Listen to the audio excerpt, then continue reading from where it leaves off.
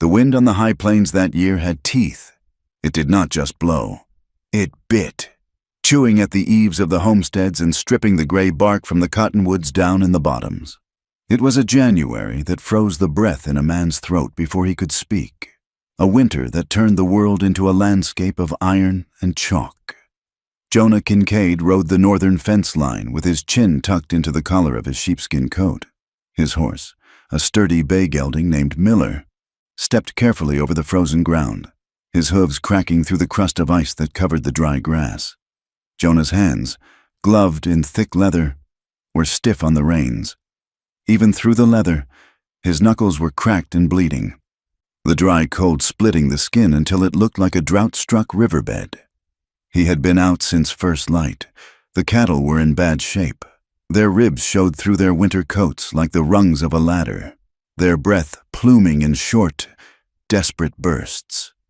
Jonah watched them with a heavy, calculating eye. He had lost 10 head already this month to the drifts, and the season was far from turning. He was a man built of the same hard material as the land. He was 40 years old, though the sun and the wind had carved lines into his face that made him look older. He had been a widower for 3 years now, since his wife, Sarah, had passed from a fever that burned through the territory. Jonah had grown silent. He did not dislike people, but he found he had little use for the noise they made. In town, men respected him because his word was as solid as currency, but they did not love him.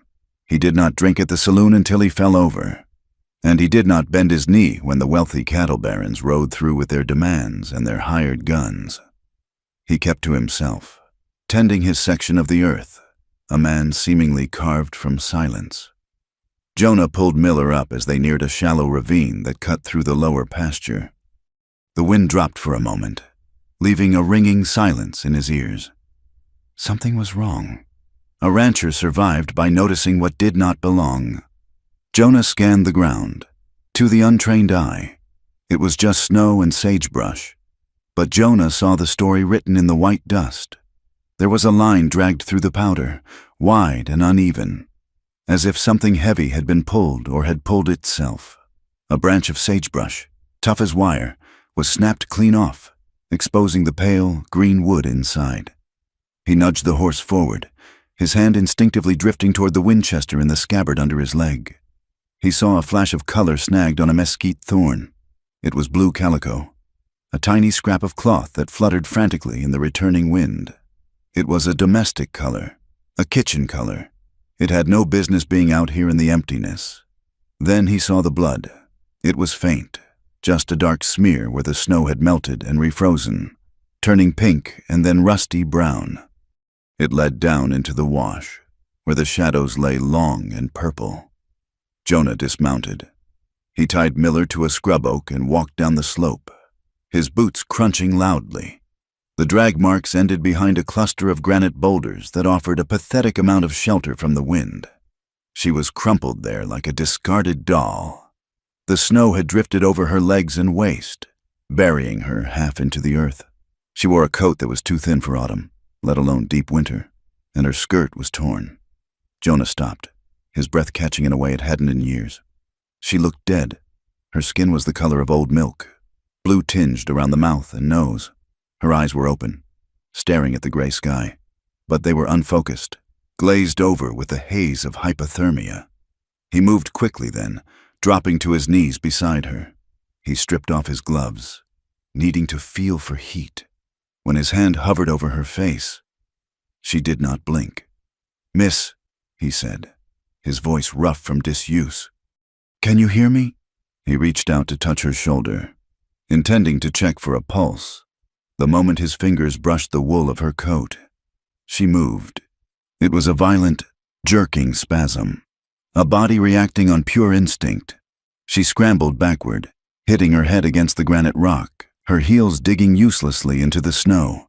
She was too weak to stand, too frozen to fight, but the terror in her movement was absolute. Her eyes focused on him, wild and dark. Her lips were split and bleeding. She tried to speak, but her jaw shook so hard the teeth clicked together audibly. "Don't!" she gasped. The sound was small, breathless, carried away instantly by the wind. "Please, that hurts." She held her arm against her chest, curling in on herself. Jonah froze.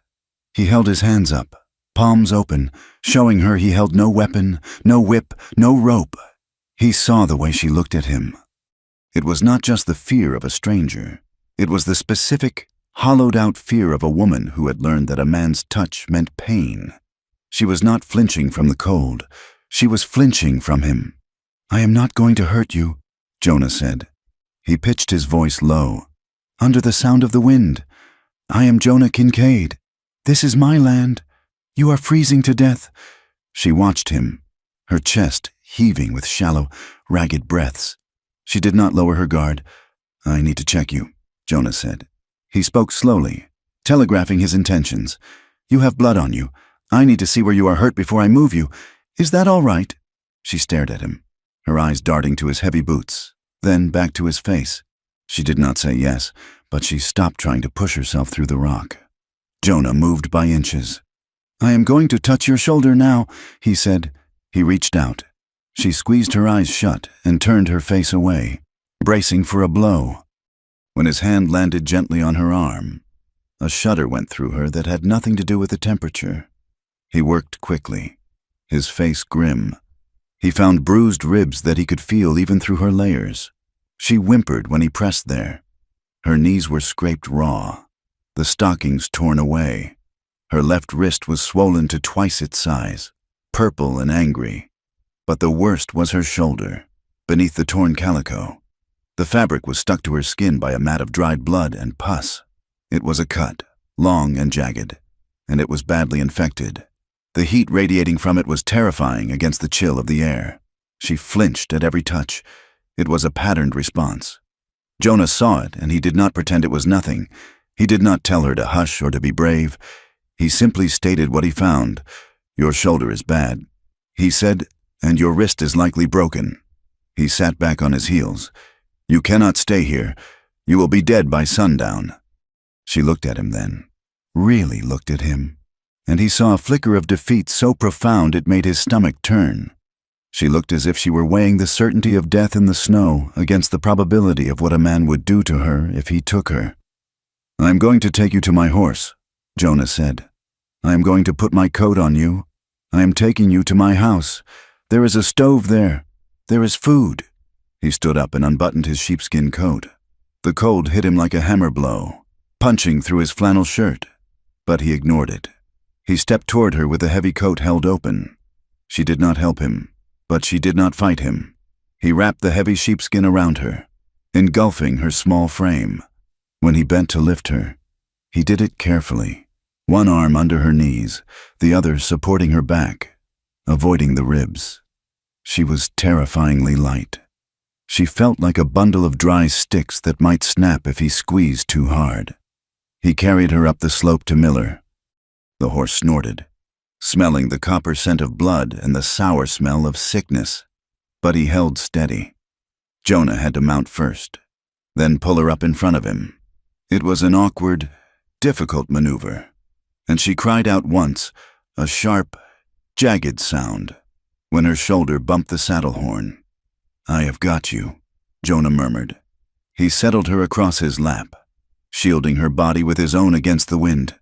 He turned Miller toward home. The ride back was a trial. The sky lowered until it felt as if the clouds were scraping the tops of the hills. The light turned flat and gray, dissolving the horizon. Snow began to fall in earnest, thick, wet flakes that plastered against Jonah's face and froze in his beard. He kept the horse at a walk. Any faster would have jarred the woman too much. She drifted in and out of consciousness against his chest. Occasionally she would jerk awake, muttering unintelligible things, begging someone to let her go, before slumping back into the darkness. Jonah felt every shiver that racked her body. He drove his heels into Miller, his mind racing. Who was she? How had she gotten this far out? The nearest town was 20 miles south, a place of cattle yards and rail lines and hard money. It was nearly dark when the ranch buildings emerged from the white haze. The main house was a low, sturdy structure of logs and stone, with a bunkhouse and a barn set slightly apart. Lantern light spilled warm and yellow from the kitchen window. Jonah rode right up to the porch. The door opened before he could shout, and an older man with a white apron tied over his trousers stepped out. It was Dutch, the cook. Behind him stood Caleb, the young ranch hand, wiping his hands on a rag. "Boss?" Dutch called out, peering into the swirling snow. "You look like a snowman." Jonah slid from the saddle, his legs numb, but he kept his grip on the bundle in his arms. He reached up and pulled the woman down. "Open the bunkhouse," Jonah ordered. "The small room. Get a fire going in the stove. Now!" Caleb stepped forward, his eyes widening as he saw the pale face peeking out from Jonah's coat. "Who is that? Is she dead? Do as I say," Jonah snapped. The authority in his voice cut through their confusion. Caleb ran ahead to the bunkhouse. Dutch stood on the porch, his face tightening with suspicion. "Trouble follows a stray woman." "Jonah," Dutch said, his voice low. "We don't need no grief here." "She is hurt," Jonah said, walking past him. "Get water boiling, and clean rags." He carried her into the bunkhouse. There was a small room at the end, separated from the main sleeping quarters by a thin wall. It was used for storage mostly, but there was a narrow cot and a small potbelly stove. Caleb was already shoving kindling into the iron belly of the stove and striking a match. Jonah laid her on the cot, in the lantern light. She looked worse. The bruises on her face were purple blooms against the pallor of her skin. Her breathing was wet and rattling. She woke as Jonah tried to loosen the coat. Her hands flew up, grabbing at the air, grasping for a door handle that wasn't there. No, I won't go back," she screamed. It was a raw, tearing sound. Caleb jumped back, nearly dropping the lantern. "Easy," Jonah said, stepping back to give her space. "You are safe. Look at me. You are safe." She scrambled into the corner of the cot, pressing her back against the rough wood of the wall. She was shaking violently, her eyes darting around the room, seeing threats in the shadows. Jonah turned to Caleb. "Go to town. Fetch doctor." "Finch. In this weather?" Caleb asked. "Now," Jonah said. "Take the big bay. He can handle the drifts. Tell him it is a matter of life or death. And Caleb, don't stop for a drink. Don't talk to anyone else." Caleb nodded, intimidated by the look in Jonah's eyes, and ducked out into the storm. The hours that followed were a blur of heat and cold. The room warmed up as the stove roared, but the woman could not stop shivering.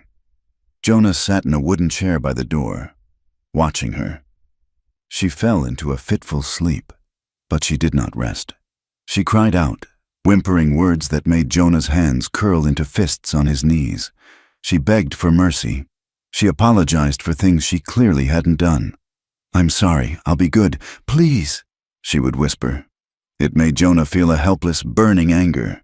He wondered what kind of man could instill that kind of terror in a human being. It was past midnight when Caleb returned with a doctor. Finch was a man of 60, with a face like a dried apple and a temperament to match. He shook the snow from his coat and looked around the small room with a sneer of distaste. "So," Finch said, setting his black bag on a crate, "this is the emergency. A stray cat you found in the wash." "Just help her," Jonah said. Finch approached the bed. He pulled the blanket back. The woman woke instantly, her body going rigid. She looked at Finch, at his male hands, his stern face, and she stopped breathing. She looked ready to die rather than be touched. "She needs to be examined," Finch said, reaching for her dress. She scrambled back, a low noise of panic vibrating in her throat. "Wait," Jonah said. He stepped between the doctor and the bed. He looked at the woman. Her eyes were fixed on him, wide and pleading. "I'm going to stand right here," Jonah told her. "You can say stop. If you say stop, I will make him stop. Do you understand?" She stared at him. She was testing him, looking for the lie. She had likely been promised safety before, but Jonah stood still, his hands visible, his face open, slowly, barely perceptibly. She nodded. Jonah stepped back but stayed within arm's reach. Finch grunted and began his work. He was not gentle. He prodded the ribs and manipulated the swollen wrist with professional indifference. "Beaten," Finch muttered. beaten bad, half-frozen, malnourished. He pulled the fabric away from her shoulder to look at the infected cut. The smell of rot filled the small space. Finch shook his head. That is nasty. Needs cleaning and stitching, or she will lose the arm. Maybe the life. He looked at Jonah over his spectacles. You know what kind of woman ends up like this. Kincaid, you know the kind of trouble that comes looking for them. Fix the arm, Jonah said, his voice like grinding stones. Finch shrugged. Hold her down. This is going to hurt. I won't hold her down, Jonah said. He knelt by the head of the cot. He looked at the woman. We need to clean the cut. It is poisoned. It will hurt, but it has to be done. She looked at the ceiling, tears leaking from the corners of her eyes and running into her hair. She gripped the blanket with her good hand until her knuckles were white. Go ahead, she whispered. Finch took a bottle of carbolic acid and a rough cloth. When he began to scrub the wound, the woman arched her back off the mattress. A scream tore from her throat, but she bit it back, turning it into a long, agonized sob. Please, she gasped. Please. She looked at Jonah. It was not a flirtation. It was not a manipulation. It was a plea from the bottom of a well. Jonah reached out and took her good hand. He did not squeeze it. He just offered his own as an anchor. She seized his fingers, her grip shockingly strong, her fingernails digging into his skin. Jonah watched the doctor work, his own hands shaking with the effort it took not to shove the man away. He felt her pain as a physical weight in the room. When it was done and the shoulder was bandaged, the woman went limp, fainting from the exhaustion of the pain. Finch packed his bag. She might live, he said, wiping his hands. If the fever doesn't take her, I will leave some laudanum. He put his coat on. You should turn her over to the sheriff in the morning. Kincaid. A woman like that. She belongs to someone. And whoever it is, they have a heavy hand. Jonah paid the man and sent him out into the night without a word of thanks. The next day broke with a sky as clear and hard as a diamond. The wind had died down, leaving the world scoured and bright. Jonah spent the morning doing only the essential chores, his eyes constantly turning toward the bunkhouse. Around noon, he saw it. He was chopping wood near the barn when he caught a movement on the far ridge. A rider was silhouetted against the blue sky. The man was not moving, just sitting there, watching the ranch. Jonah rested his axe on the ground and narrowed his eyes. The distance was great, but the air was clear. He could see the flash of silver on the saddle leather. He knew that pattern. It belonged to the county lawmen. Sheriff Rudd's deputies rode saddles like that. The rider sat there for 10 minutes, a vulture waiting for a carcass, and then turned his horse and disappeared behind the rise. Jonah felt a cold knot tighten in his gut. He walked to the bunkhouse. The woman was awake. She was propped up against the wall, drinking a cup of broth that Dutch had left her. She looked better, though her face was still a map of bruises. When Jonah entered, she lowered the cup, her eyes wary. There was a rider on the ridge. Jonah said, the cup rattled against the saucer. She set it down on the crate with a trembling hand. Law? She asked. Jonah nodded. Looked like it. She closed her eyes. I have to go. She tried to swing her legs out of the bed, but her body betrayed her. She swayed and nearly fell. Jonah crossed the room in 2 strides and caught her, easing her back against the pillows. You aren't going anywhere, he said. You can't stand. They will come back, she whispered. They will drag me back. You don't know them. Who are they? Jonah asked. She shook her head, terrified to speak the names. I ran, that's all. I couldn't stay. What is your name? She hesitated. She looked at the door, as if calculating the distance to freedom. No, she said softly. Jonah pulled the wooden chair closer and sat down. The wood creaked. Listen to me, he said. I am not a man of many words. I don't care what you ran from. I don't care what you did. But the snow is deep and the wind is coming back up. If you go out there, you die. He leaned forward, his elbows on his knees. I won't hand you over, he said. Not tonight. Not while you are hurt. She looked at him, searching his face for the trick. She found only the deep lines of his cheeks and the steady, flat gray of his eyes. "You promise?" she asked. Her voice was so small it barely carried across the quiet room. "I promise," Jonah said. The word hung in the air. It was a plain thing, unadorned, but to her, it seemed to land like something holy. She let out a breath she seemed to have been holding since he found her in the ravine. Her shoulders dropped. "Thank you," she whispered. Jonah stood up. "Rest. I will be outside." He left the room, closing the door softly. The sun was setting, casting long, bloody shadows across the snow. The temperature was plummeting again. The wind began to rise, roaring against the boards of the bunkhouse, rattling the loose shingles. Somewhere in the distance, a coyote called, a lonely, yipping sound that echoed off the hills. Jonah did not go to the main house. He did not go to his warm bed. He went to the barn and retrieved his Winchester rifle. He pulled a crate next to the bunkhouse door, right outside where she lay sleeping. He sat down, placing the rifle across his knees. He turned up the collar of his coat against the biting cold. He watched the dark line of the ridge where the rider had been. He was not guarding his cattle. He was not guarding his land. For the first time in years, Jonah Kincaid was guarding a human being. The night pressed in, white and unforgiving, but Jonah did not move.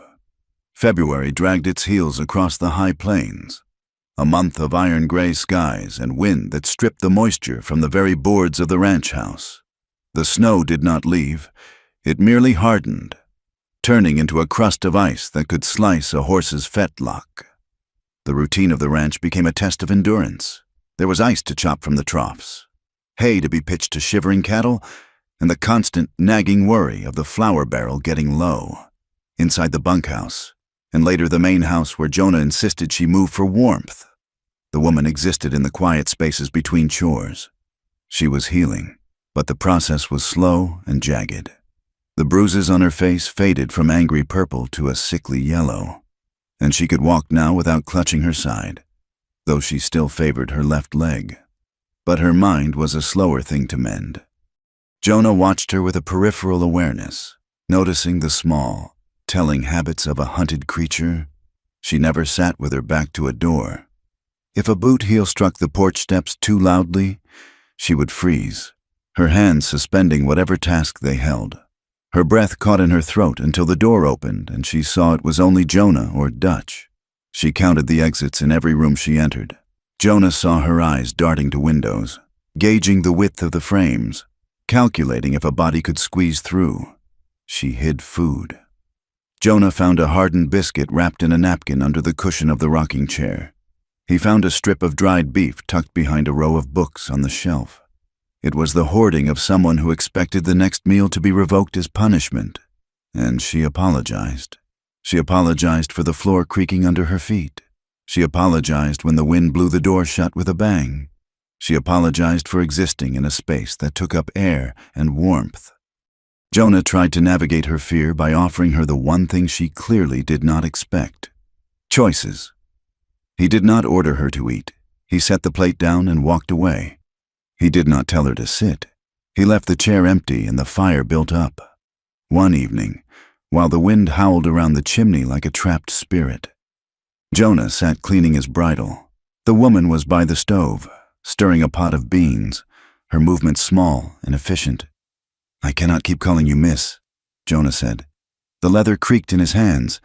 "It feels like I am talking to a stranger, and you have been here 3 weeks." She stopped stirring. Her shoulders went rigid.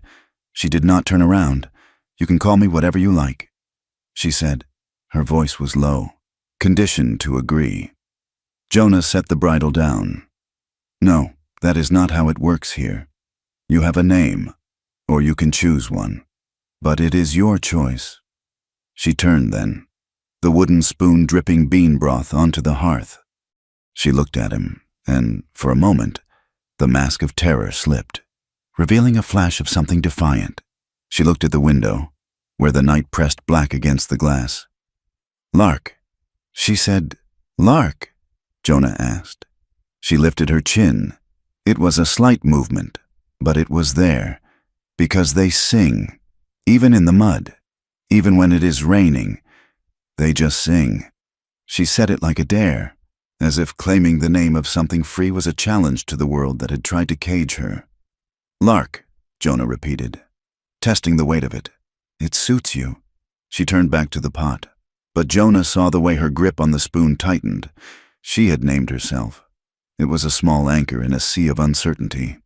However, inside the warm circle of the lamplight was one world. Outside was another. The ranch crew was small. Just Dutch, the old cook, Caleb, the young hand, and a drifter Jonah had hired for the winter months named Pike. Pike was a man of sour disposition and lazy habits, but bodies were scarce in winter, and the work was heavy. Prejudice, Jonah learned, did not need words to spread. It traveled on glances and silences. The men knew a woman was staying in the house.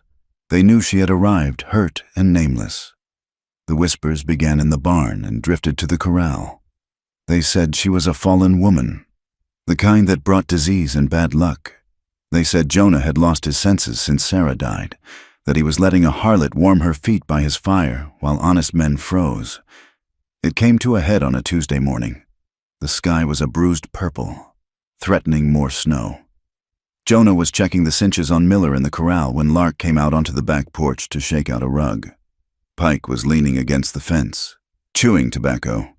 He saw her, and his eyes narrowed into slits of wet malice. He waited until she looked in his direction.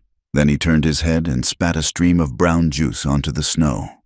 Inches from the bottom step where she stood, it was a deliberate, filthy gesture.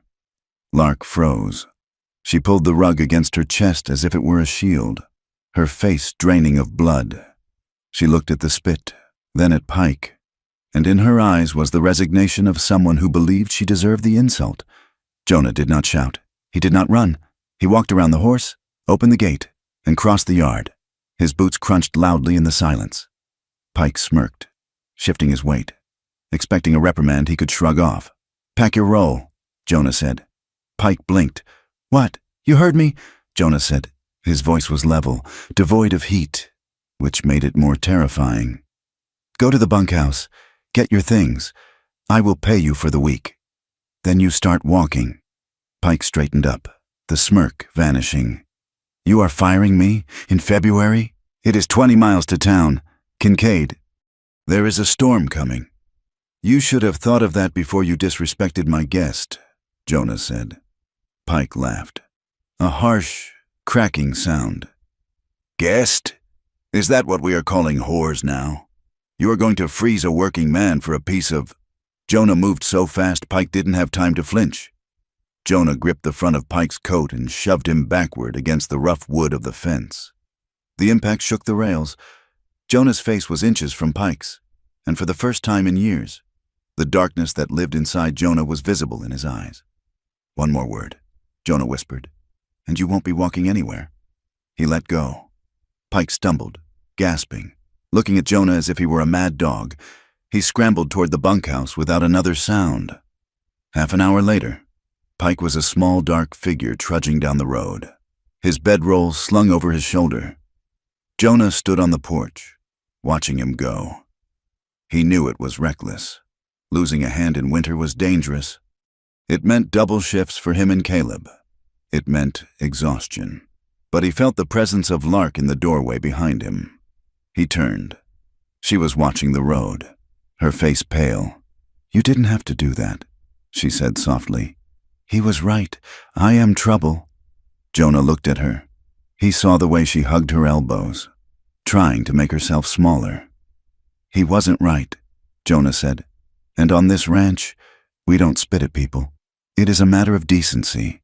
He walked past her into the house, but he heard her let out a long, shaky breath. In the days that followed, Lark began to work. It was not a request. It was a compulsion. She seemed to believe that usefulness was the currency she needed to pay for her life. She took over the mending basket, her fingers flying over torn shirts and unraveled wool socks with a skill that spoke of long, hard practice. She peeled potatoes until her hands were raw. She scrubbed the floorboards until the wood grain stood up. She worked with a desperate, frantic energy, looking over her shoulder as if waiting for someone to tell her it wasn't enough. Jonah watched her one evening as she sat by the fire, sewing a patch onto his spare coat. Her sleeve had ridden up, and in the firelight, he saw the faint yellow-green shadows of fading bruises on her forearm. He saw how she flinched when Caleb came in to add a log to the fire, how her whole body went rigid until the man moved away. "Lark," Jonah said. She jumped, the needle pricking her finger. She put the digit in her mouth, tasting the blood, her eyes wide. "I'm sorry," she said instantly. "I was clumsy." "Stop," Jonah said gently. He leaned forward in his chair. "I am not scolding you. I just wanted to ask you something." She lowered her hand. "Waiting. You jump every time a man comes near you," Jonah said. "I can see it wearing you down. Do you want me to stop looking at you?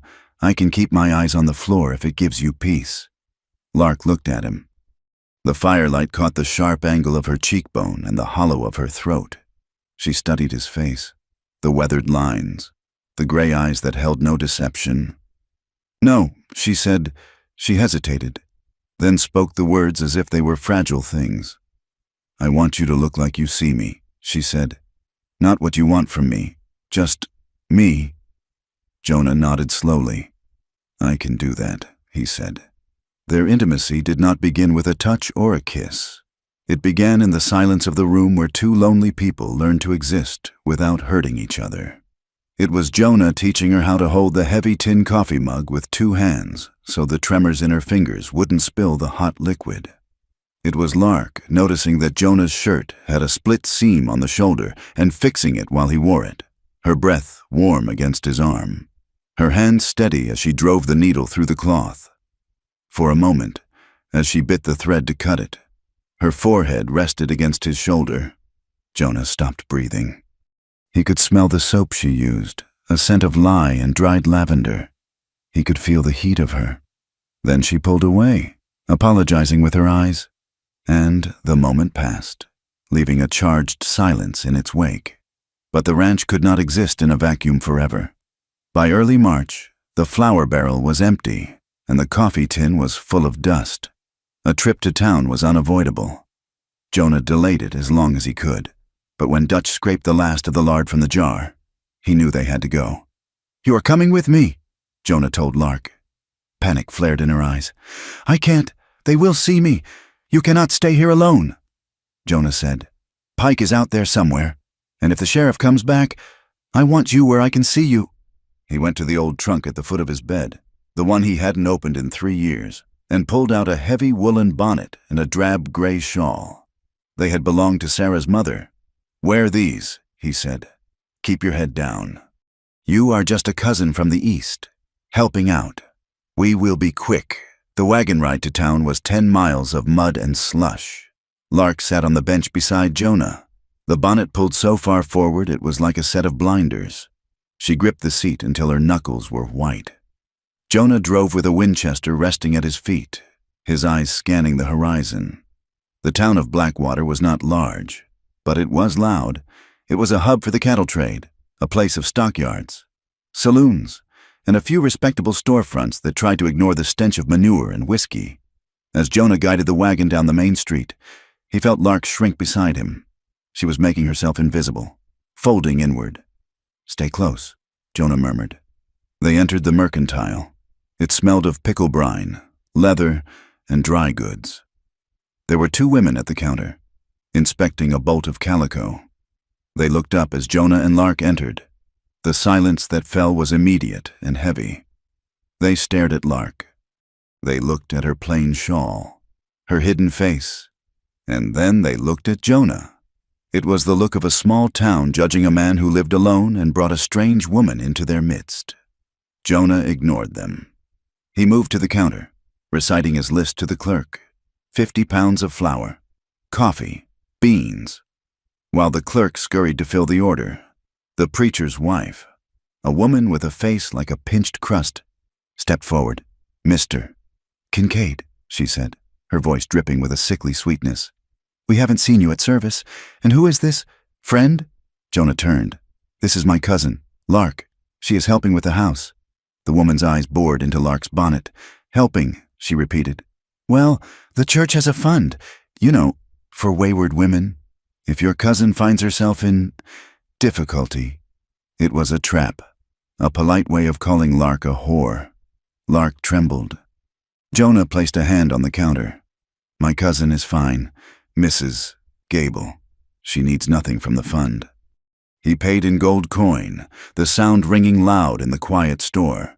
He took Lark by the elbow and guided her out, feeling the eyes of the town burning into their backs. Outside, the air felt cleaner, but the danger was sharper. As they loaded the supplies, Jonah looked across the street toward the saloon. Standing on the boardwalk were two men.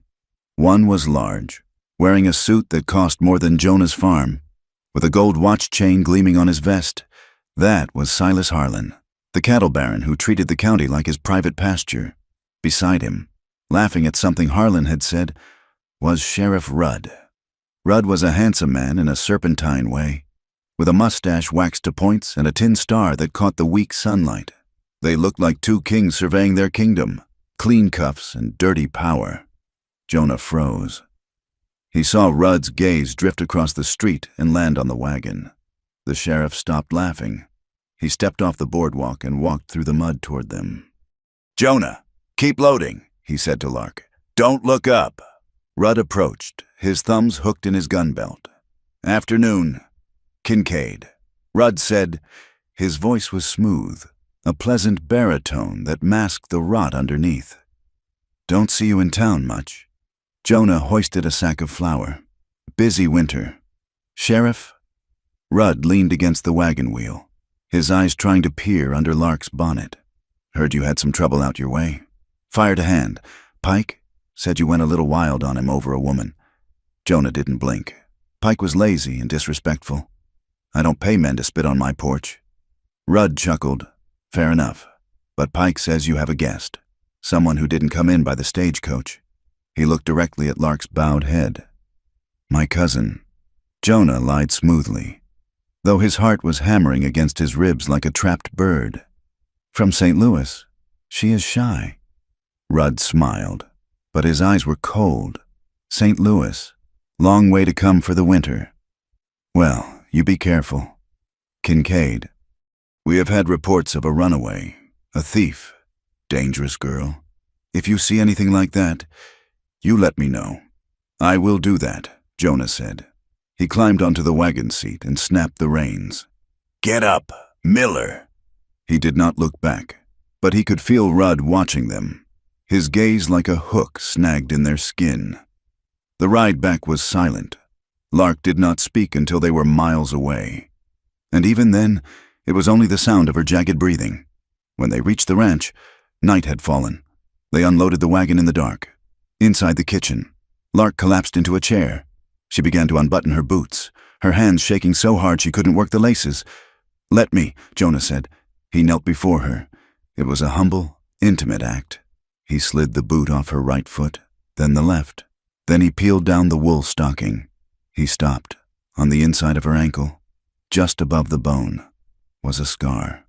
It was not a cut or a scrape. It was a burn. The skin was puckered and shiny, shaped into a crude symbol, a circle with a line through it. It was a brand, the kind used on cattle. Jonah stared at it, the horror of it rising in his throat. Lark saw him looking. She gasped and yanked her foot back, tucking it under the chair. Her face went gray with shame. "Don't," she whispered. "Don't look at it." Jonah remained kneeling. "Who did that to you?" She began to cry. Not the silent weeping of before, but a hard, breaking sound. "It's a debt mark," she choked out. The truth spilled out of her then, sharp and jagged like broken glass. "I didn't steal anything," she said. "I was in town, passing through. Sheriff Rudd arrested me for vagrancy because I didn't have $5 in my pocket. He said I had to work off the fine. He sold the contract to Harlan." She wrapped her arms around herself, rocking. "It wasn't work. Jonah, it wasn't. Laundry. They have a house behind the saloon. They keep girls there. Debt contracts. If you refuse, they add to the debt. If you run, they add to the debt. If you cry." She pointed to her ankle. Harlan's foreman did it. With a cinch ring heated in the stove, he said it means I belong to the house. Until I pay, but you can never pay. She looked at Jonah, her eyes red and raw. I begged the sheriff. I begged him on my knees. He just smiled. He said I should be grateful for the employment. Jonah listened. He did not ask for the graphic details. He did not make her describe the nights. He listened to the shape of her pain. He absorbed the weight of it. He reached out and took her hand. He did not say it was going to be all right. He did not say he would kill them, though the thought was a red roar in his mind. I hear you, Jonah said. I believe you. Lark's breath hitched. It was the first time anyone had validated her reality. The shame began to crack. Just a hairline fracture, letting in a sliver of light. That night, the air in the house changed. The fear was still there, but beneath it, something else was growing, a desperate, terrifying desire. Jonah was stoking the stove. Lark was standing nearby, drying a dish. The heat from the iron belly of the stove radiated between them. Jonah stood up and found himself close to her. Too close. He could see the pulse beating in her throat. He could see the stray wisp of hair that had escaped her braid. His hand lifted, hovering inches from her face, wanting to tuck the hair back, wanting to touch the skin that had been so brutalized. Lark leaned in. It was a microscopic movement, a magnetic pull. Her eyes drifted to his mouth. Then the memory of the brand, of the men, crashed into her. She flinched back, her eyes going wide with panic. Jonah dropped his hand instantly. I am sorry, he said hoarsely. Lark stared at him, her chest heaving. She reached out, her fingers trembling, and brushed her knuckles against the back of his hand. It was a feather-light touch, terrified and hungry at the same time. Then she pulled her hand back as if she had been burned. I don't know how to be soft, she whispered. Jonah looked at her, his face shadowed. Neither do I. He admitted, after Sarah died. I stopped believing in anything soft. I thought it made a man weak. I let the winter get inside me. Lark, I am ashamed of how hard I have become. It was a confession he had never made to anyone. They stood there, the air between them vibrating with the things they couldn't yet do, when the sound of dogs barking shattered the moment. Jonah turned to the window. 2 riders were coming up the lane, carrying torches. The sheriff's men, Jonah said. His voice shifted from vulnerable to steel in a heartbeat. Lark made a sound of pure terror. The root cellar, Jonah ordered. Go, now! He lifted the trap door in the pantry floor. It smelled of earth and potatoes. Lark looked at the dark hole, then at Jonah. They will find me, she said. Not if you are quiet, Jonah said. Go deep, behind the burlap sacks. Do not make a sound, no matter what you hear. She scrambled down the ladder. Jonah dropped the heavy wooden door and kicked a rug over it. He grabbed his pipe, shoved it in his mouth, unlit, and walked to the front door just as a heavy fist pounded on the wood. Jonah opened it. 2 deputies stood there, snow swirling around their legs. One was a man Jonah knew vaguely. Vance, evening. Kincaid. Vance said. He didn't smile. Sheriff sent us to check the property. Says there was a report of stolen tack seen this way. At 9 at night? Jonah asked. He leaned against the door frame, blocking their view. Law doesn't sleep, Vance said. Pushing past Jonah into the room, they tore through the house. They opened cupboards, looked under the bed, kicked over a basket of kindling. Jonah stood in the center of the room, his muscles coiled, watching their boots stomp across the floorboards. Every step they took near the pantry made his heart stop. Under the floor, in the dark. Lark pressed her hands over her mouth, shaking so hard her teeth rattled. She could hear the heavy thud of their boots. She could hear the muffled sound of their voices. She squeezed her eyes shut, seeing the branding iron, seeing the sheriff's smile. Find anything? Jonah asked coldly, after Vance had overturned a chair. Vance spat on the floor. Not yet, but the sheriff has a nose for rats. Kincaid, if you are hiding something, he will find it. And when he does, this whole place burns. They left, slamming the door behind them. Jonah waited until the sound of their hooves faded into the night. He locked the door. He moved the rug and lifted the trap door. Lark climbed out, covered in dust, her face streaked with tears. She collapsed against him, and Jonah held her. He wrapped his arms around her, feeling the frantic beat of her heart against his ribs. He looked over the top of her head, out the window at his land. He saw the moonlight on the snow, the fences he had built, the home he had made. It was his whole life, everything he had. He knew then that it wasn't enough to hide her. The sheriff wasn't going to stop. Harlan wasn't going to stop. If he kept her, they would come for him. They would take his land. They might take his life. He looked at the woman in his arms. He felt the warmth of her, the desperate human need of her. He realized that protecting her was going to cost him everything he owned. And as he stood there in the cold kitchen, Jonah Kincaid realized he could not picture turning away. He tightened his arms around her. "We are not going to run," he whispered into her hair. But the look in his eyes was not one of hope. It was the look of a man watching a storm break the levee, knowing the flood was coming, and deciding to stand in the water anyway. March arrived not with flowers, but with mud. The sun finally gathered enough strength to break the back of the long freeze, turning the iron-hard ground into a quagmire of slush and brown water. The roads, previously locked tight by drifts, opened up like wounds. And with the open roads came the riders. The isolation that had protected the ranch during the deep freeze began to dissolve. Men rode by on the way to the mining camps in the north. Supply wagons churned the muck on the county road. And with the movement came the gossip, buzzing louder than the early flies. Sheriff Rudd did not come back to the ranch himself. He was too clever for that. Instead, he let the story ride ahead of him. He posted a notice in the Mercantile and the post office, claiming that a woman matching Lark's description was wanted for grand theft and assault with a deadly weapon. He flipped the world on its head. The woman who had been branded like cattle was now painted as a dangerous predator, a siren who lured men in and robbed them blind. Jonah heard it from Caleb, who had ridden to the edge of town to check the mail. Caleb came back pale, his eyes shifting nervously toward the house where Lark was sweeping the porch. "They say she cut a man in an establishment," Caleb told Jonah, keeping his voice low by the barn.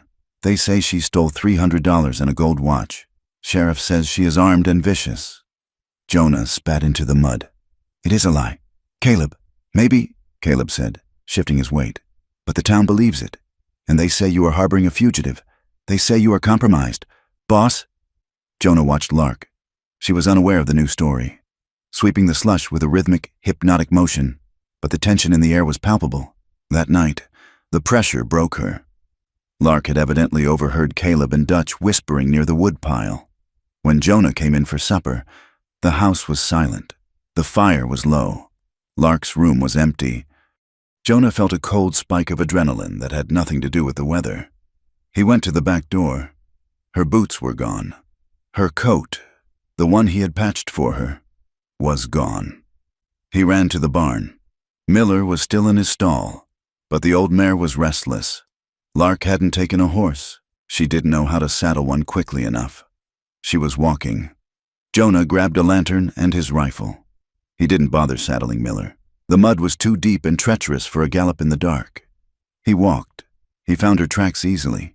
They were small, desperate holes in the slush, leading north, away from town, toward the high passes that were still blocked with snow. She was walking toward death. He caught her 2 miles out. She was struggling through a drift that had survived the thaw, her breath coming in jagged gasps. She fell as he approached, her legs giving out, and she crawled the last few feet. "Lark!" Jonah shouted. She scrambled up, turning to face him, her hands held up as if to ward off a blow. "Go back!" she screamed. Her voice was raw. "Go back! Jonah! They will take your land. They will put you in chains." Jonah reached her and grabbed her arms. She fought him, striking at his chest with weak, frozen fists.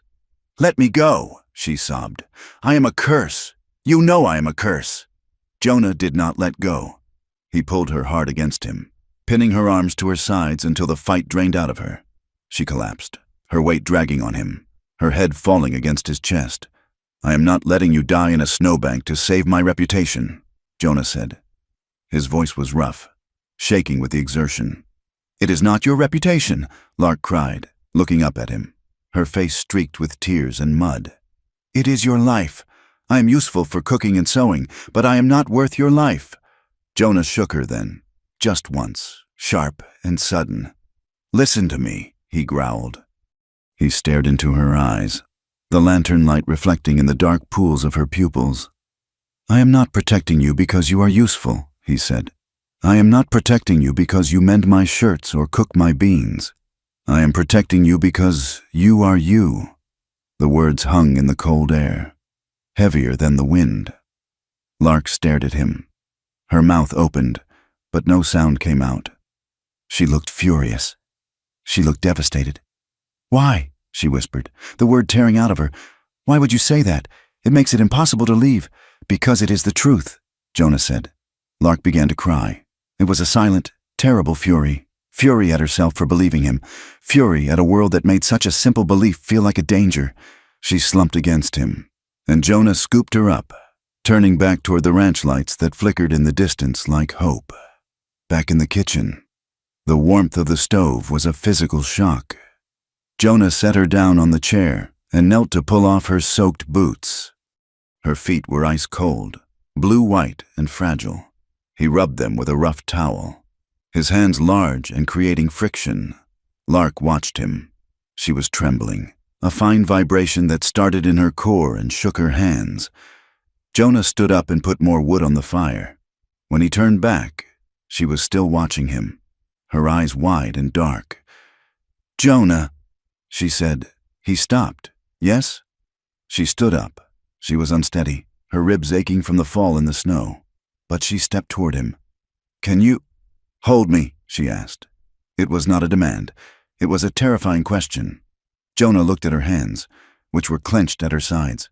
He looked at the pulse jumping in her neck. "Yes," he said. He stepped closer, but he did not grab her. He opened his arms and waited. Lark stepped into the space between them. She hesitated for a second, her body remembering pain, before she pressed herself against him. Jonah wrapped his arms around her shoulders, one hand cupping the back of her head. He felt her flinch, a tiny, electric spasm, and then she melted. She buried her face in his flannel shirt and shook. It was a boundary-pushing moment. There was desire there. Yes, the heat of their bodies was undeniable, but beneath it was a profound, terrifying trust. She was giving him the power to hurt her, betting her life that he wouldn't. Jonah held her as if she were made of glass, breathing in the scent of cold air and lavender soap, his own heart hammering a slow, heavy rhythm against hers. They stood there for a long time, the fire popping in the grate, the world outside forgotten. But the world outside did not forget them. The next morning, the mood at the ranch was brittle. Caleb and Dutch saw the way Jonah poured coffee for Lark, the way his hand lingered near her arm, the softness in his eyes that hadn't been there for years. They did not say anything to Jonah's face, but the judgment was there. To them. Jonah was a strong man made weak by a woman's wiles. To them, Lark was a siren who had bewitched a good rancher. The prejudice of the West was simple and binary. A man was strong until he wasn't. A woman was good until she was ruined. Jonah felt the eyes on him. He knew that hiding was no longer a strategy.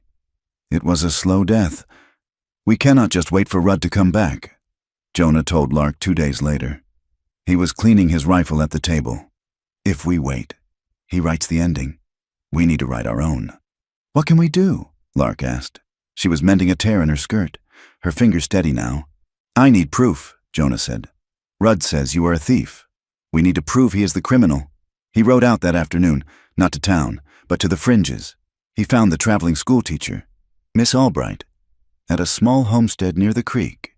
She was a stern woman with spectacles and a mind like a steel trap." Jonah asked her about the girls who vanished. She looked at him over her tea. "You are the third person to ask me in 5 years, Mr. Kincaid." The other two stopped asking after the sheriff visited them. She told him names: Sarah Jane, Mary, Little Rose. Girls who were arrested for vagrancy or petty crimes and never seen again. "It is a pipeline," she said bitterly. "They are sold. Mr. Kincaid, like cattle."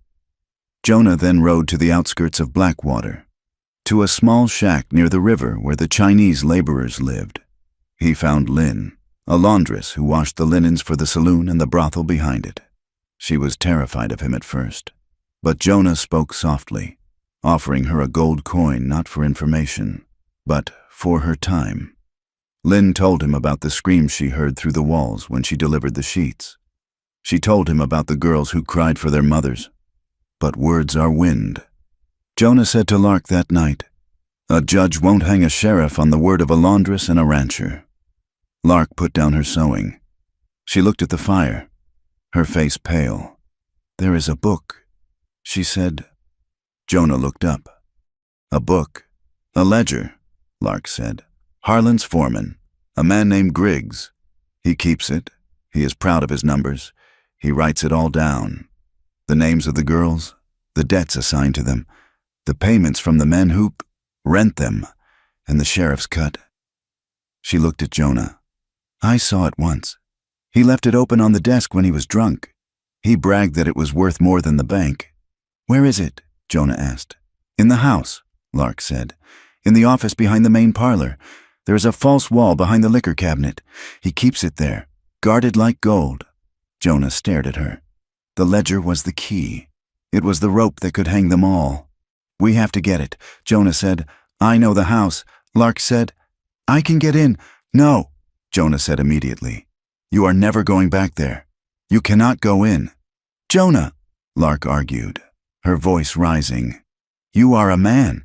You cannot walk into the back rooms without being seen. I know the hallways. I know the laundry schedule. Lynn delivers the baskets on Thursday afternoons. I can hide in the cart. It is suicide." Jonah said, "It is justice."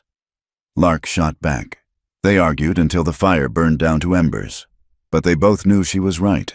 But before they could finalize the plan, the war came to them.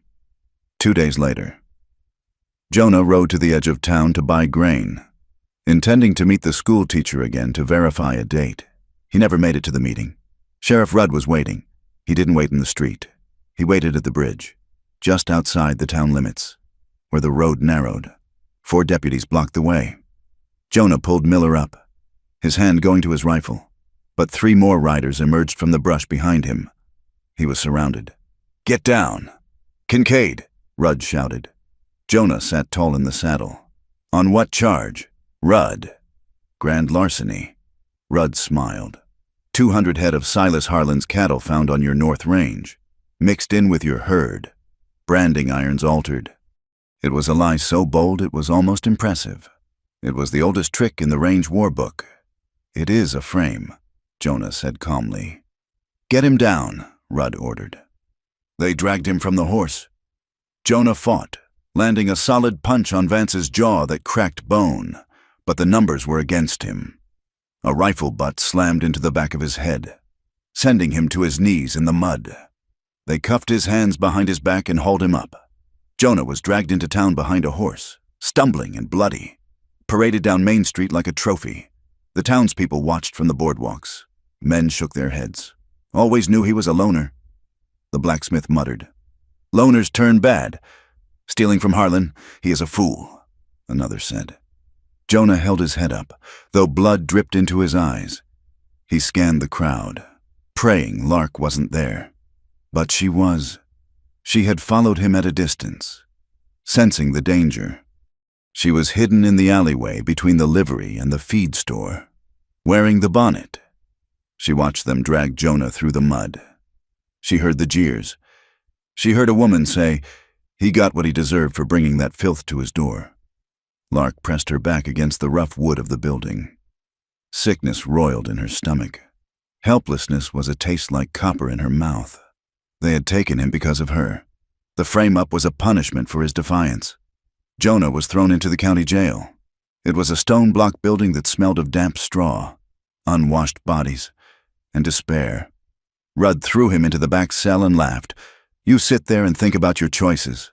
"Kincaid," Rudd said, "judge arrives in 3 days. You will hang for rustling, and then I will go get your little bird." Jonah lay in the dark, his head throbbing. He was not alone. In the cell opposite him sat a man in a dusty suit, cleaning his spectacles. "Rough welcome," the man said. Jonah sat up, wiping blood from his cheek. "Who are you?" "Marshal Davies," the man said. "You, Territorial Service, just passing through on my way to Santa Fe. Seems your sheriff doesn't like federal eyes watching his town. He arrested me for public intoxication. I haven't had a drink in 10 years. Jonah looked at him. The man was older, sharp-eyed, with the calm demeanor of a man who had seen everything. "He is corrupt," Jonah said. "He runs a trafficking ring with Silas Harlan." Davies put his spectacles back on. "I have heard rumors, but rumors don't stand up in court. Son, especially not in a town owned by the man you are accusing. I need paper. I need evidence. Without it, I am just a drunk in a cell, and you are a cattle thief." Jonah gripped the bars. "There is a ledger." Davies looked up. "Is there now?" Back at the ranch, Lark was pacing the kitchen. The silence of the house was deafening. Jonah was gone. He was in a cage, and it was her fault. She felt the urge to run, to pack her bag and disappear into the vastness of the West. It would be easier. It would be safe. She went to the old storage shed behind the house, looking for a saddlebag. In her haste, she knocked over a box of papers. They spilled across the floor, old letters, yellowed with age. She knelt to gather them. Her eyes caught a name on a legal document. Jonah Kincaid versus the Union Pacific Railroad. She stopped. She read the letter. It was a commendation from a judge, 10 years old. Jonah had testified against a railroad foreman who had beaten a Chinese worker to death. He had stood up when everyone else had stayed silent.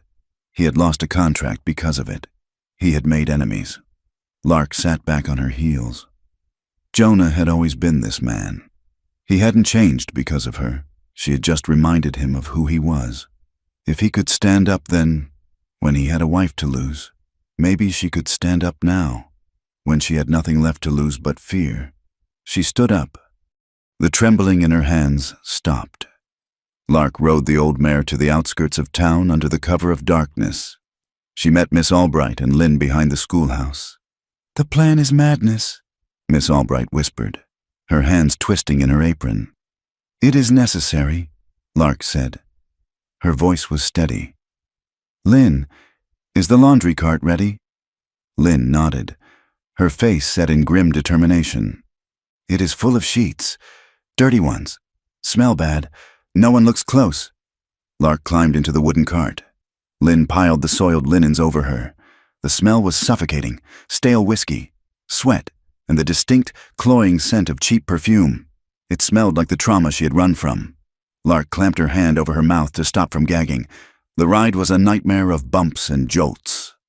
The cart rattled through the back alley of the saloon. Lark heard the piano music, the laughter of men, the clinking of glass. Her heart hammered against her ribs like a trapped bird.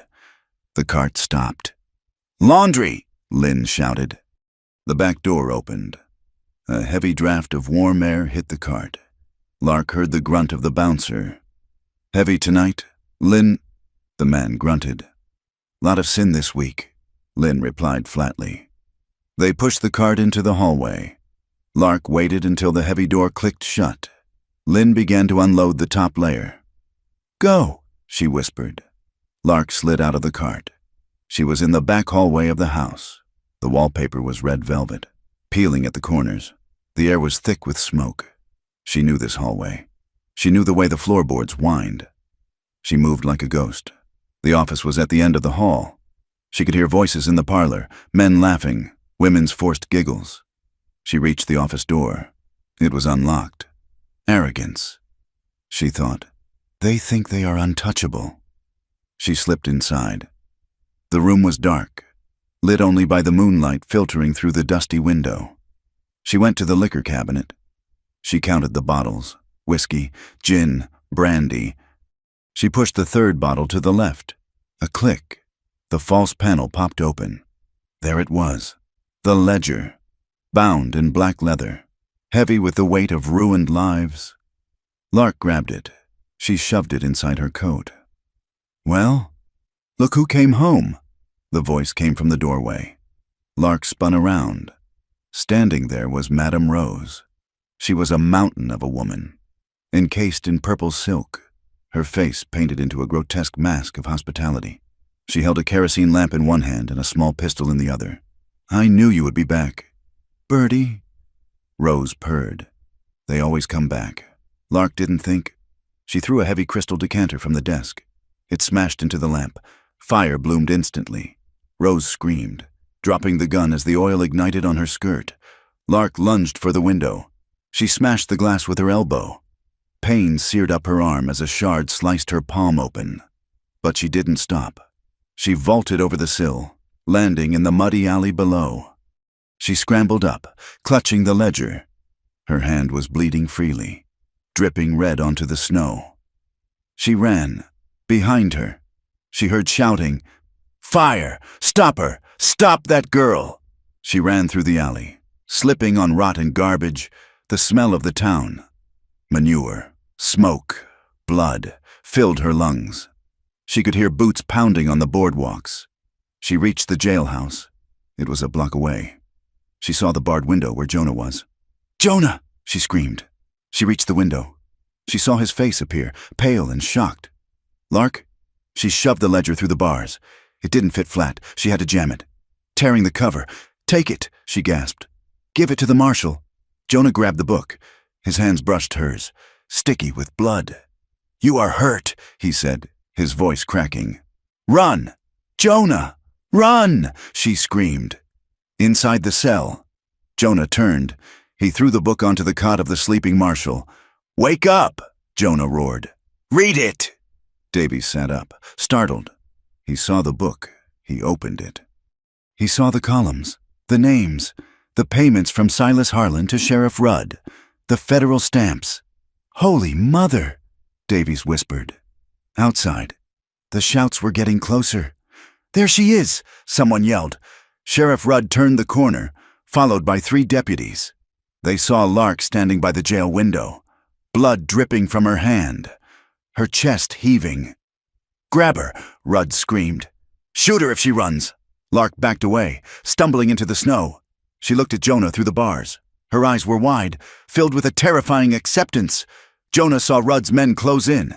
He saw them grab her arms, twisting them behind her back. He heard her cry out, a sharp, high sound of pain. "Let her go!" Jonah screamed. He slammed his body into the iron bars. The metal groaned, but it did not give. He was an animal in a trap. He watched them handle her. He saw Vance strike her across the face to silence her. Jonah lost his mind. He roared, a sound of pure, primal fury. He kicked the cell door, threw his shoulder against the stone, tearing his own skin. He was furious at the cage, furious at the law, furious at God. Inside the cell, Marshal Davies stood up. He tucked the ledger into his coat. He walked to the cell door and looked at Jonah. "Stop it, son," Davies said quietly. "You are going to break your shoulder." "They are killing her," Jonah shouted, turning on the marshal. "Do something! You have the book! Do something!" Davies looked at the ledger, then at the window where the torchlight was flickering, casting wild shadows on the cell wall. He weighed the cost. A war with the county. A shootout with a corrupt sheriff. Jonah grabbed the marshal's lapels through the bars. "I killed a man once," Jonah hissed, his eyes wild. 10 years ago, in self-defense, but I never told the law. I will tell them now. I will confess to anything.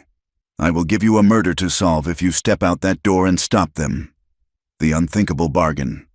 Jonah was offering his own freedom, his own life, to force the hand of justice. Davies looked at Jonah's face. He saw a man who had gone beyond fear. "I don't need a confession," Davies said, drawing his revolver. "I have a ledger." Outside, the torchlight gathered. The deputies were dragging Lark away, her feet trailing in the snow, leaving a line of blood that looked black in the night. She wasn't fighting anymore. She was looking at the jail window, trying to catch one last glimpse of him. Rudd was mounting his horse. "Take her to the river," he ordered. "We will say she tried to swim and drowned." Jonah heard the order. He stopped screaming. He went deadly still. "Open the door," Jonah said to the marshal. Davies unlocked the cell. The two men stepped out into the office. Davies kicked the front door open. "Sheriff!" Davies shouted. His voice was a thunderclap. Rudd turned in the saddle. "Who the hell are you?" "U.S. Marshal," Davies said, leveling his Colt Peacemaker. "And you're under arrest for conspiracy and human trafficking." Rudd laughed. "You and what army, old man?" Jonah stepped out onto the porch behind Davies. He had no gun. He had only his cracked hands and a rage that could burn the town down. "Let her go." "Rudd," Jonah said. The deputies hesitated. The torches flickered. Lark lay in the snow where they had dropped her. A small, broken shape bleeding into the white. The wind began to howl again, blowing the snow over her, as if the land itself was trying to bury the evidence. Rudd's hand hovered over his gun. The town watched from the shadows. The fuse was lit. The standoff in front of the jailhouse did not end with a handshake. It ended with the sullen, grinding tension of a drawn gun that is slowly lowered but never holstered. Marshal Davies, a man whose authority came from a piece of paper signed in Washington and the heavy Colt on his hip, made it clear. Jonah and Lark were now federal witnesses. They were effectively property of the territory, and leaving them in Sheriff Rudd's jurisdiction was akin to leaving a lamb in a wolf den to see if they could be friends. "We ride for the county seat tonight," Davies announced, his voice cutting through the wind. It was a decision born of necessity, but executed in chaos. The wagon Davies commandeered was sturdy but comfortless, pulled by two mules that looked as if they had chewed on granite since birth. Jonah sat in the back, his shoulder pressed against the rough wood, with Lark beside him. Two of the marshal's own deputies, men he had telegraphed for weeks ago who had finally arrived on the late stage, rode flank. The journey from Blackwater to the county seat was a distance of 40 miles, but in the raw, thawing violence of the frontier spring, it might as well have been a crossing of the Atlantic. The roads were not roads. They were scars in the earth, churned into a soup of mud and ice by the thaw. The first night was an exercise in misery. The wagon wheels sank to the hubs in the sucking clay. Jonah spent half the night pushing, his boots filled with freezing water, his breath pluming in the dark. Lark sat huddled in the wagon bed under a scratchy wool blanket, clutching the ledger to her chest as if it were a heartbeat she was afraid would stop. When they crossed the Powder River, the water was high and angry, swollen with snowmelt. The mules panicked in the current. The wagon lurched violently, tipping dangerously to the left. "Lark!" Jonah shouted, lunging for her. She didn't scream. She went rigid, her eyes wide and fixed on the black, rushing water. It wasn't just the fear of drowning. It was the loss of control. It was the sensation of being swept away by forces larger than herself, a feeling she knew too well. Jonah grabbed her arm, hauling her back to the center of the bench just as the wheels found purchase on the riverbed stones. He held her there, his arm an iron bar across her chest, until they were up the muddy bank and on solid ground. She was shaking, a vibration so fine and rapid it felt like a hum against his side. "We are out," Jonah said, his voice low in her ear. "We are on the ground." She nodded, but her eyes were distant, staring at things he couldn't see. Later that night, they camped in a grove of aspen. The marshal's men started a fire, but the damp wood only hissed and smoked. One of the deputies, a man named Miller, was checking the shackles on a prisoner they had picked up along the way, a horse thief unrelated to their trouble, but baggage nonetheless. The sound of the chains clinking, metal on metal, tore through the quiet. Lark flinched. It was a violent, full-body spasm. She squeezed her eyes shut, her hands flying to her ears. In her mind, she wasn't in an aspen grove. She was back in the room behind the saloon. She was hearing the belt buckle. She was hearing the lock turn. "Stop it!" she gasped, the words strangled. Jonah moved instantly. He didn't touch her. He knew better than to grab a startled animal. He sat down directly in front of her, blocking her view of the men and the fire. He made himself a wall between her and the world. "Lark," Jonah said, "look at my coat. Look at the button. The top one. It is missing the thread. Do you see it?" She breathed in jagged hitches, her eyes flying open, wild and unseeing. "Look at the button," Jonah commanded softly. "Tell me what color the thread is." It is black," she whispered, her voice trembling.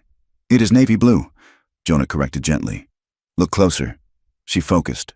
She forced her mind to narrow down, to leave the memory and land on the small, tangible reality of Jonah's coat.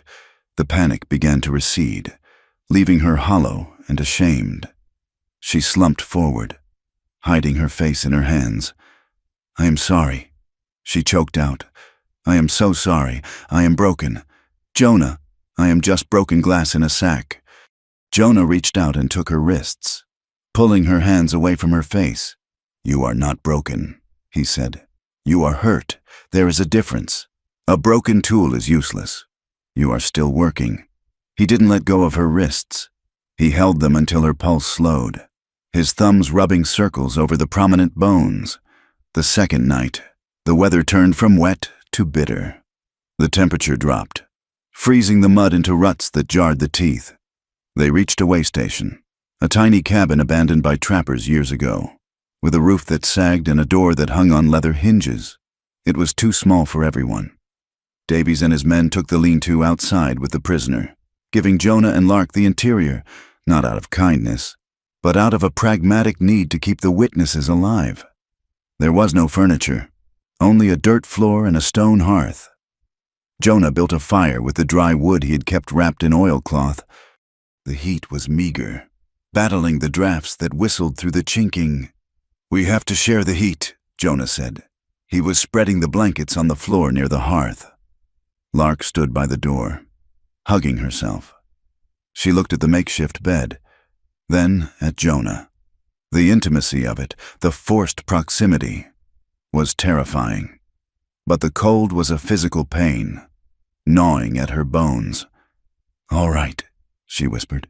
They lay down fully clothed, Jonah on the outside nearest the door, Lark against the wall.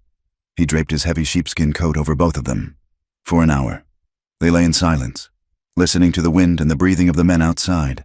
But the cold was insidious. Jonah could feel Lark shivering, her body curled into a tight ball, not touching him. "Lark," Jonah whispered into the dark, "you are freezing." "I am fine," she lied, her teeth chattering. "You are not," Jonah said. "Come here." He didn't grab her. He lay on his back and opened his arm, creating a space against his side. She hesitated. She was fighting a war inside herself, the instinct to survive against the instinct to flee. Slowly, inch by inch, she uncurled. She scooted backward until her back pressed against his side. Jonah lowered his arm, resting it heavily over her waist. It was a claim, but it was also a shield. He felt her stiffen, waiting for the hand to roam, for the demand to follow. When he simply held her, motionless, she let out a long, ragged breath. "Is this all right?" Jonah asked. "Yes," she whispered. He pulled her closer, tucking her head under his chin. The warmth generated between them was sudden and intense. It was more than body heat. It was the friction of two lonely lives finally touching. In the dark, the constraints of their world fell away. There was no sheriff, no cattle baron, no judge. There was only the smell of wood smoke, old wool, and each other. "Jonah," Lark said softly. Her hand moved, gripping the sleeve of his shirt as if it were a lifeline. "Yes, do you think a person can ever be clean again?" Jonah tightened his hold on her. "Clean? Lark, you are not dirty. Dirt washes off. What they did to you. That is not dirt. That is a wound. It feels like dirt," she confessed. "It feels like I carry it under my skin." Jonah shifted, turning on his side so he was facing her back. He pressed his forehead against her shoulder blade. "If you are dirty, then I am filthy," Jonah said. "I have killed men. I have hated. I have turned my back on people who needed help because I was too busy mourning my own loss. We are all covered in dust. Lark, the only thing that matters is what we do when we stand up." She turned in his arms then, shifting until she was facing him. The firelight was dying, casting a dull red glow on her face. Her eyes were searching his, looking for the lie, looking for the pity. She found neither. She found a hunger that mirrored her own. Jonah lifted his hand. He moved slowly, giving her time to pull away. He traced the line of her jaw with his thumb, his skin rough against her softness. "Can I kiss you?" he asked. The question hung in the air, radical in its respect. Lark looked at his mouth. She felt a surge of panic, followed immediately by a wave of wanting so strong it made her dizzy. She didn't want to be taken. She wanted to give. Yes, she breathed. He leaned in. It wasn't a tentative peck. When his mouth touched hers, it was with the weight of months of silence. He kissed her with a desperate, suppressed intensity, tasting of coffee and grief. Lark froze for a second, her body bracing for the violence it knew. But there was no violence. There was only Jonah's hand cradling her head, keeping her safe, in the heat of his mouth. She made a sound, a small, broken whimper, and kissed him back. She opened to him, her hands tangling in his hair, pulling him closer. It was a collision of needs. It was hunger and grief tangled together until they couldn't be separated. When they finally broke apart, gasping for air, Lark buried her face in his neck. Jonah felt wetness against his skin. She was crying. "Did I hurt you?" Jonah asked, pulling back instantly, panic in his voice. "No," Lark sobbed. "No, it felt good. And that scares me." She looked at him, her eyes shining with tears. "If it feels good, does that mean I am what they say I am? Does it mean I am wicked?" Jonah gripped her shoulders. "No, it means you are alive. It means they didn't kill the part of you that knows how to love. That is not wicked. Lark, that is a miracle." He wiped the tears from her cheeks with his thumbs. "I want you." "Lark," Jonah said. He said it plainly, without shame. "I want you in my bed. I want you in my life. But I can wait. I can wait until the fear is gone. I can wait 10 years if that is what it takes. But I won't lie to you and say I don't feel it." Lark looked at him, at the honesty etched into his face. "I hate my body sometimes," she whispered, confessing the darkest thing she carried. "I hate it for surviving. I hate it for responding. Sometimes I wanted to just stop, to go to sleep and not wake up. But my body kept breathing. It kept healing. I felt like a traitor to my own soul." Jonah pulled her against him, holding her so tight it crushed the breath from her lungs. "Survival isn't sin," he murmured into her hair. "Staying alive is the hardest work there is. You didn't betray yourself. You carried yourself through the fire so you could be here. With me. Tonight, they fell asleep like that, tangled together, not having sex, but sharing an intimacy that was far more dangerous. They slept holding on to the promise that they were real, and that they mattered." The arrival at the county seat 2 days later was a jarring return to civilization. The town of Silverton was larger than Blackwater, built on mining money and ambition. The buildings were brick, the streets were cobbled, and the people wore clothes that had never seen a branding iron. But prejudice here wore a better suit. Marshal Davies brought them to the courthouse, a grand building with white pillars that looked like teeth. They were met by a clerk who looked down his nose at Jonah's mud-spattered coat and Lark's plain, gray shawl. "The witnesses," Davies announced. The clerk sniffed. "The woman is to be held in the detention wing? She is a witness, not a criminal," Davies snapped. "She stays in the hotel under guard." But the eyes followed them. In the hotel lobby, well-dressed women pulled their skirts aside as Lark passed. They whispered behind gloved hands. They didn't see a victim. They saw a stain. They saw a woman who had been in a brothel, and to their minds, the reason didn't matter. The fact was enough to condemn her. And they looked at Jonah with pitying contempt, the rancher who lost his wits. The fool who fell for a fallen woman and dragged his name through the mud for her. Silas Harlan arrived the next morning. He didn't come in a wagon. He came in a private coach, surrounded by 3 lawyers in black suits who looked like crows. Harlan was a man who occupied space with aggressive confidence. He walked into the hotel dining room where Jonah and Lark were eating breakfast under the watchful eye of a deputy. "Jonah Kincaid," Harlan boomed, his voice rich and jovial. "A tragedy. Truly. To see a good man ruined by appetites." Jonah stood up, his chair scraping loudly on the floor. Lark grabbed his wrist, her fingers digging in. "You are a long way from your bought and paid for sheriff." "Harlan," Jonah said. Harlan smiled, showing gold teeth. "The law is the law, Jonah, and the law says you kidnapped this poor, mentally disturbed woman to cover your theft of my cattle. We are just here to help her, to get her the care she needs in a proper asylum." Lark went pale. An asylum. That was their new angle. Not prison, but a madhouse. A place where she could be silenced forever under the guise of medicine. "I am not mad," Lark said. Her voice was shaking, but she spoke. Harlan didn't even look at her. He looked only at Jonah. "See? Delusional. A sad case." He walked away, his lawyers trailing him, leaving a scent of expensive tobacco and impending doom. The hearing was set for the following day.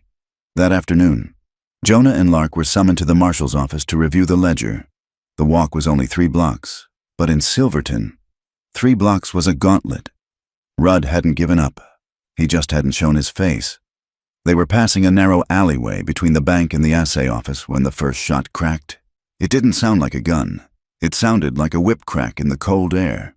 A puff of brick dust exploded from the wall, inches from Lark's head. "Down!" Jonah screamed. He didn't think. He moved. He threw his body over Lark, driving her into the dirt of the street. A second shot rang out. Jonah jerked.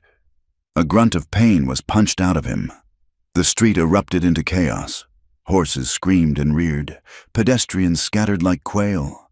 Marshal Davies and his deputies drew their weapons, firing blindly into the alley where the smoke had appeared. "Get them inside," Davies roared.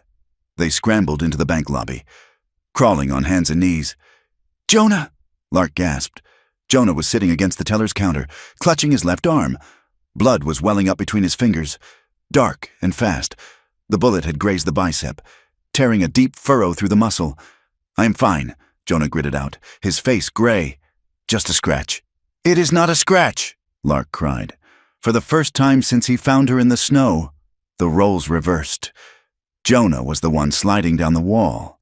His strength failing, Lark was the one who had to act. She didn't freeze. The sight of his blood didn't paralyze her, it galvanized her.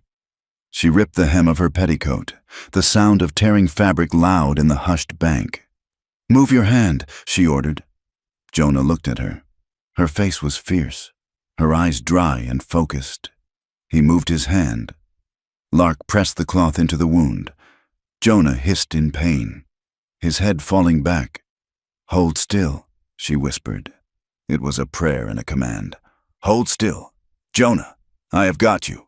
Her hands, which had trembled for weeks over a cup of tea, were steady now. She bound the wound tight, using the leverage of her own body to apply pressure. She wiped the sweat from his forehead with her sleeve. "You saved me," she said, her voice trembling now that the work was done. "You stepped in front of it. I would do it again," Jonah whispered, closing his eyes. Back in the hotel room, with the doctor summoned by the marshal tending to the stitches, the reality of their situation set in. They weren't just fighting for reputation, they were fighting for survival. The next morning, the preliminary hearing began. The courtroom was packed. The air smelled of wet wool and unwashed bodies. Judge Thaddeus Moore sat on the bench, a man with a face like a hatchet and little patience for drama. Harlan's lawyer, a man named Sterling, began by painting Lark as a hysteric, a woman of loose morals who had seduced a lonely rancher and led him into a life of crime. "She claims she was held against her will," Sterling said, pacing before the bench. "Yet she had ample opportunity to leave. She claims abuse, yet she has no witnesses but a disgruntled rancher who is himself accused of theft. This is a fantasy, Your Honor, a fantasy conjured by a woman desperate to avoid the consequences of her vagrancy." Lark sat in the witness chair. She felt small. She felt the eyes of the room on her skin like insects. Judge Moore looked at her over his spectacles. Miss Doyle, did you or did you not work in the establishment known as the Gilded Lily? I was forced to work there, Lark said quietly. Forced? The judge raised an eyebrow. Did they chain you to the bed? Laughter rippled through the courtroom. It was a cruel, casual sound. Lark looked at the judge. She looked at Harlan, smirking in the front row. She looked at Jonah, sitting at the defense table with his arm in a sling, his face pale, but his eyes locked on hers. She found something in his gaze. She found the reflection of the woman he saw. No, Lark said. Her voice was louder this time. They didn't chain me to the bed. They chained me to a debt I could never pay. They burned my ankles so I would know I was property. She stood up. The room went quiet. You ask if I am a loose woman, Lark said, her voice ringing off the rafters. I am a woman who survived hell. And you, sir, she pointed at the lawyer, you are trying to send me back there because it is easier than believing a wealthy man is a monster. Sit down, the judge barked. I will not sit down, Lark shouted. She was trembling, but it was the trembling of a bowstring drawn tight. I have apologized for breathing for 6 months. I have apologized for bleeding when they hit me. I will not apologize for speaking the truth in a house of law. Jonah watched her, and his heart swelled until it hurt. She was magnificent. She was terrified, but she was standing. The hearing ended in a stalemate. The judge, annoyed by the outburst but shaken by the specificity of her accusation, ordered a full trial to commence in 3 days. That night, in the hotel room, the mood was heavy. Marshal Davies paced the floor. You made a splash, Miss Doyle, Davies said, but a splash isn't a verdict. The jury will be men who do business with Harlan, men who drink with Rudd. Trials don't guarantee justice. Sometimes they just create a public stage to destroy a woman. He stopped and looked at them. I can get you out, Davies said quietly. Tonight, I can put you on a train to Oregon. You can disappear. Change your names. Start over. If you stay, they will tear you apart. They will bring up every detail of those months in the brothel. They will shame you until you wish you were dead. Jonah looked at Lark. He saw the fatigue in her face. He saw the fear that never really left. Oregon, Jonah said, it sounds safe. There is rain there, green grass. He wanted it. He wanted to take her and run, to hide her in a cabin where no one knew her name, to be safe. Lark walked to the window. She looked out at the dark street where the assassin had waited. If we run, she said softly. Does Rudd stay sheriff? Davies sighed. Likely. Without your testimony, the ledger is just numbers. We need the witness to tie the payments to the coercion. And the girls? Lark asked. The ones in the cellar? They stay, Davies admitted. Lark turned around. She looked at Jonah. She looked at his bandaged arm. I want to go, she said. I want to run so bad my legs ache with it. She walked over to Jonah and took his good hand. But if we run, Lark said, we leave the door open for them to eat the next girl. And the next. Jonah squeezed her hand. It is the harder road. Lark, it might break us. It might, she agreed. But I refuse to vanish again. I spent a year being a ghost. I want to be real, even if it hurts. Jonah nodded. He lifted her hand and kissed the knuckles. Then we fight, he said. The next morning, the glimmer of hope arrived.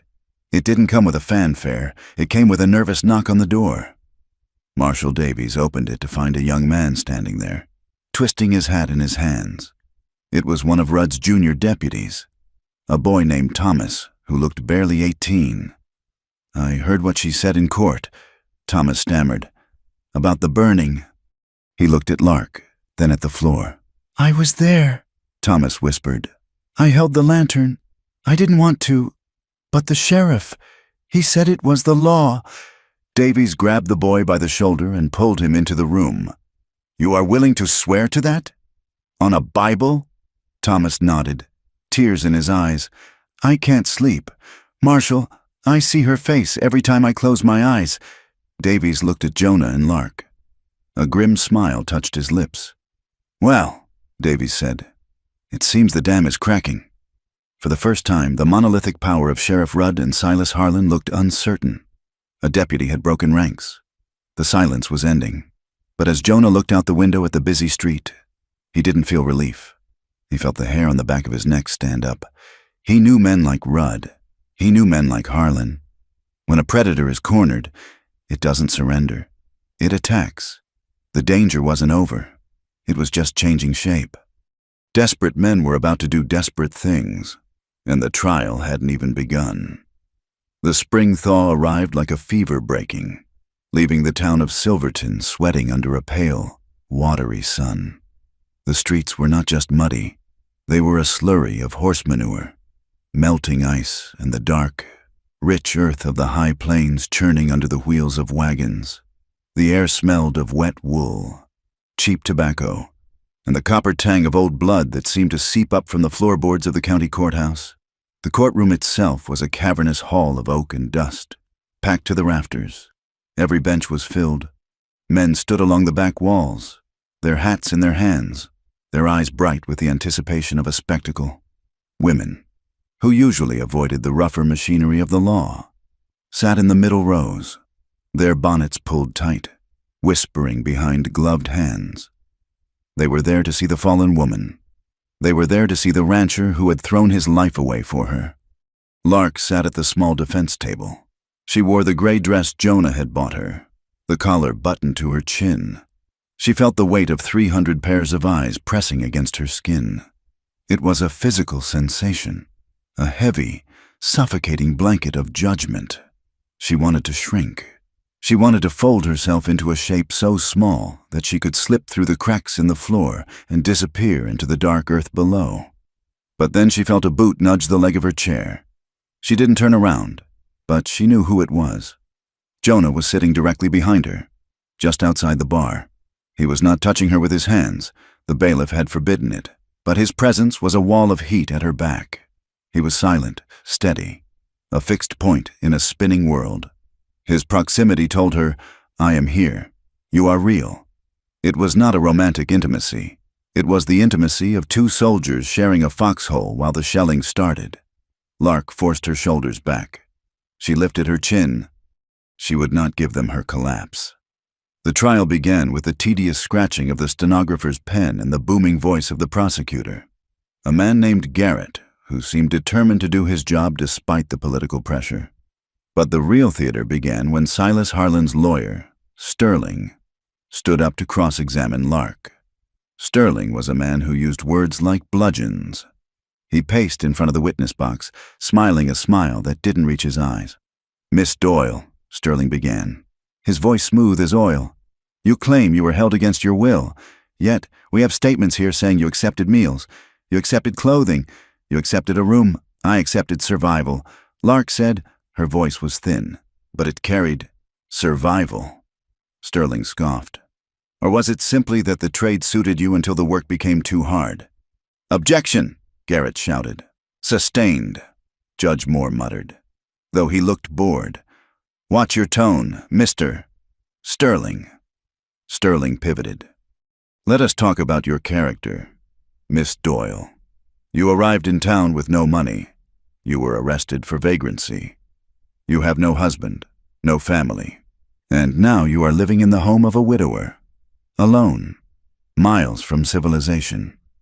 He leaned on the railing, bringing his face close to hers. "Are we to believe that your relationship with Mr. Kincaid is purely charitable? Or is it possible that you are a woman of natural temptations, who found a new patron when the old one tired of her?" The words hit Lark like slaps. Liar, thief, temptress. They were the names men had always given her to justify their own sins. The courtroom buzzed. A woman in the second row laughed, a sharp, cruel sound. Lark looked at the judge. He was cleaning his spectacles. He was letting it happen because, in this territory, prejudice was the default law. A woman without a man was a problem. A woman with the wrong man was a scandal. Lark gripped the arms of the chair until her knuckles turned white. "I am not a temptress," she said, her voice trembling with suppressed rage. I am a woman who was branded with a hot iron because I refused a man. Sterling waved his hand dismissively. A burn you likely inflicted yourself to garner sympathy. No more questions.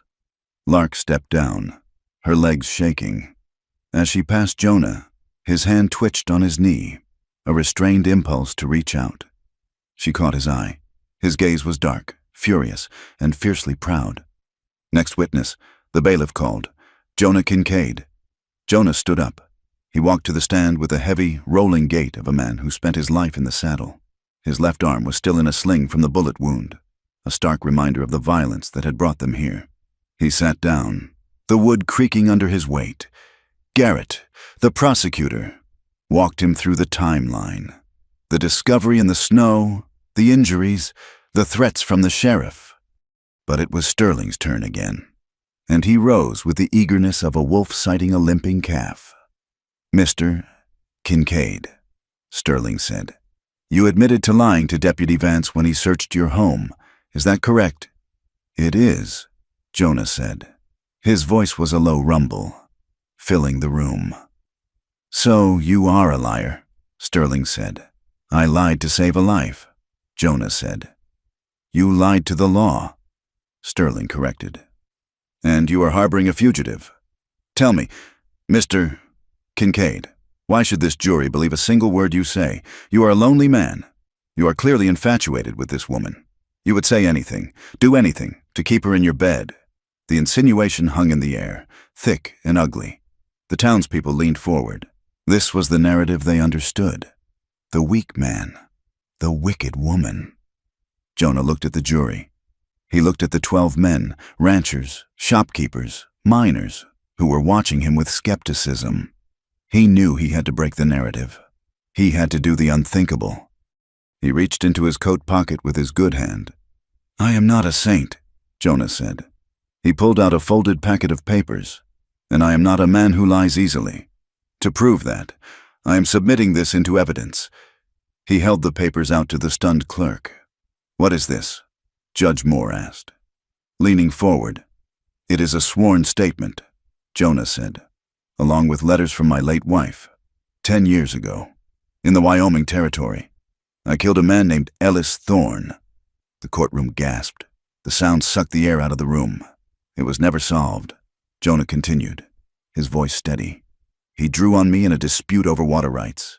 I shot him. I buried him. I never told the law because I didn't think I would get a fair hearing against his family. He looked at Sterling. I am confessing to a killing. Sir, I am handing you my freedom. If I am willing to go to prison for a crime I hid for a decade. Do you think I would lie about a ledger I found last week? Sterling stood frozen. His mouth opened, but no words came. Jonah had taken the weapon of character assassination and broken it over his own knee. He had destroyed his own reputation to save his credibility. I am not a saint, Jonah repeated, looking at Lark. I am just a man who knows the difference between a sin and a crime, and what was done to this woman was a crime. The silence that followed was absolute. Even the judge looked stunned. Jonah Kincaid had just gambled his life to prove he was telling the truth. The momentum shifted. The prosecutor, seizing the opening Jonah had carved out of his own flesh, brought out the ledger. He called Marshal Davies to the stand. Davies, grim and professional, walked the jury through the columns. Here, Davies said, pointing to a page blown up on a chart. March 12th, $50. The initials S.R., that is Sheriff Rudd. And here, the corresponding entry in the intake log for the brothel. Girl, unclaimed, debt assigned. The prosecutor traced the lines. Signatures matched. Dates matched. The pattern was undeniable. It wasn't just a brothel, it was a machine that turned vagrancy laws into slavery. But numbers were cold. The jury needed to feel the heat. The prosecutor called Lynn. The Chinese laundress walked to the stand. She was small, wearing a high-collared tunic, her hands hidden in her sleeves. The crowd murmured. To them. She was invisible, a fixture of the town's background, like a lamppost or a hitching rail. Sterling tried to object. Your Honor, this witness does not speak English. She is a foreigner who— I speak English, Lynn said. Her voice was quiet, but it cut through Sterling's bluster like a razor. "I was born in San Francisco." She sat down. She looked at Silas Harlan, who was staring at her with cold, reptilian eyes. She looked at Sheriff Rudd, who was sitting at the defense table, his face red with fury. Her hands shook, but she did not look away. "Tell us what you saw." Lynn, the prosecutor, said. "I saw the girls. Lynn said, I brought the sheets. Mondays and Thursdays. I saw them crying. I saw the bruises. Did you see Miss Doyle?" "Yes." Lynn pointed a trembling finger at Lark. "I saw her. I saw the foreman, Griggs. Take the hot iron from the stove. I heard him say, 'This will keep you from running.' I heard her scream. It sounded like an animal dying." The courtroom tried to dismiss her. Men muttered racial slurs. Women shook their heads. But the details were too specific. The smell of the burning skin. The color of the iron. The specific threats Griggs used. Truth has a texture that lies cannot mimic, and Lynn's testimony was rough with it. Then came Miss Albright, the schoolteacher. She was a woman of unimpeachable reputation, a pillar of the church. When she took the stand, the murmuring stopped. She opened a notebook. Sarah Jane Miller. Miss Albright read, "Arrested June 4th, 1884. Never seen again. Mary Lewis, arrested September 1st. Vanished." She looked up at the gallery. "I asked Sheriff Rudd about these girls. She said, he told me they moved on. He told me they were trash. But Mary Lewis was my student. She had a lisp. She loved to read. She wasn't trash. She was a child." In the back of the room, a woman began to cry. It was a soft, stifled sob, but it grew. Then another woman joined her. Mothers, aunts, women who had been told their daughters and nieces had run away to live in sin were suddenly realizing the pattern touched their own homes. The sorrow in the room curdled into horror. Sheriff Rudd stood up. He could feel the tide turning. He could feel the noose of public opinion tightening. And he reacted with the desperation of a cornered animal. "This is a conspiracy!" Rudd shouted, his face purple. "Look at them!" He pointed a shaking finger at Jonah and Lark. "The killer and the whore. They are lovers. Anyone can see it. They cooked this up to ruin honest men. He is sleeping with her, and she is lying for him. Since when do we take the word of a self-confessed murderer over the law?" The room hummed with moral panic. Rudd had struck the nerve he knew was sensitive. In the Old West, romance outside of marriage was treated as proof of guilt. If they were lovers, their testimony was tainted. If they touched, they were conspiring. "Lies!" someone shouted from the back. "Hang the sheriff!" another voice screamed. The courtroom dissolved into chaos. The gavel banged uselessly like a heartbeat in a panic attack. Outside, the mob that had been gathering all morning surged against the doors. They were a mixture of angry fathers and hired thugs paid by Harlan. The glass of the front doors shattered. Inside, the tension snapped. "Get the ledger!" Rudd screamed to his deputies. Two men, loyal to Rudd and paid by Harlan, lunged toward the prosecutor's table where the black book lay. Marshal Davies drew his weapon. "Stand down! A shot fired!" It wasn't clear who pulled the trigger first, but the sound was deafening in the enclosed space. A chunk of plaster exploded from the ceiling. Women screamed and dove under the benches. Jonah moved. He didn't run for the exit. He ran for Lark. He grabbed her by the waist and dragged her down behind the heavy oak defense table, just as a second shot shattered the water pitcher on the judge's bench. "Stay down," Jonah commanded. He shielded her with his body, covering her head with his good hand. Lark was shaking, pressing her face into the dust of the floorboards. "Jonah!" she screamed. Jonah looked up over the edge of the table. The courtroom was a brawl. Davies and his men were wrestling with Rudd's deputies. The jury had scrambled out the side door, but Rudd wasn't fighting the deputies. He was walking toward them. He had his gun drawn, and his eyes were fixed on Lark. He wasn't trying to escape. He was trying to erase the witness. Jonah stood up. He had no weapon. His gun had been taken at the door.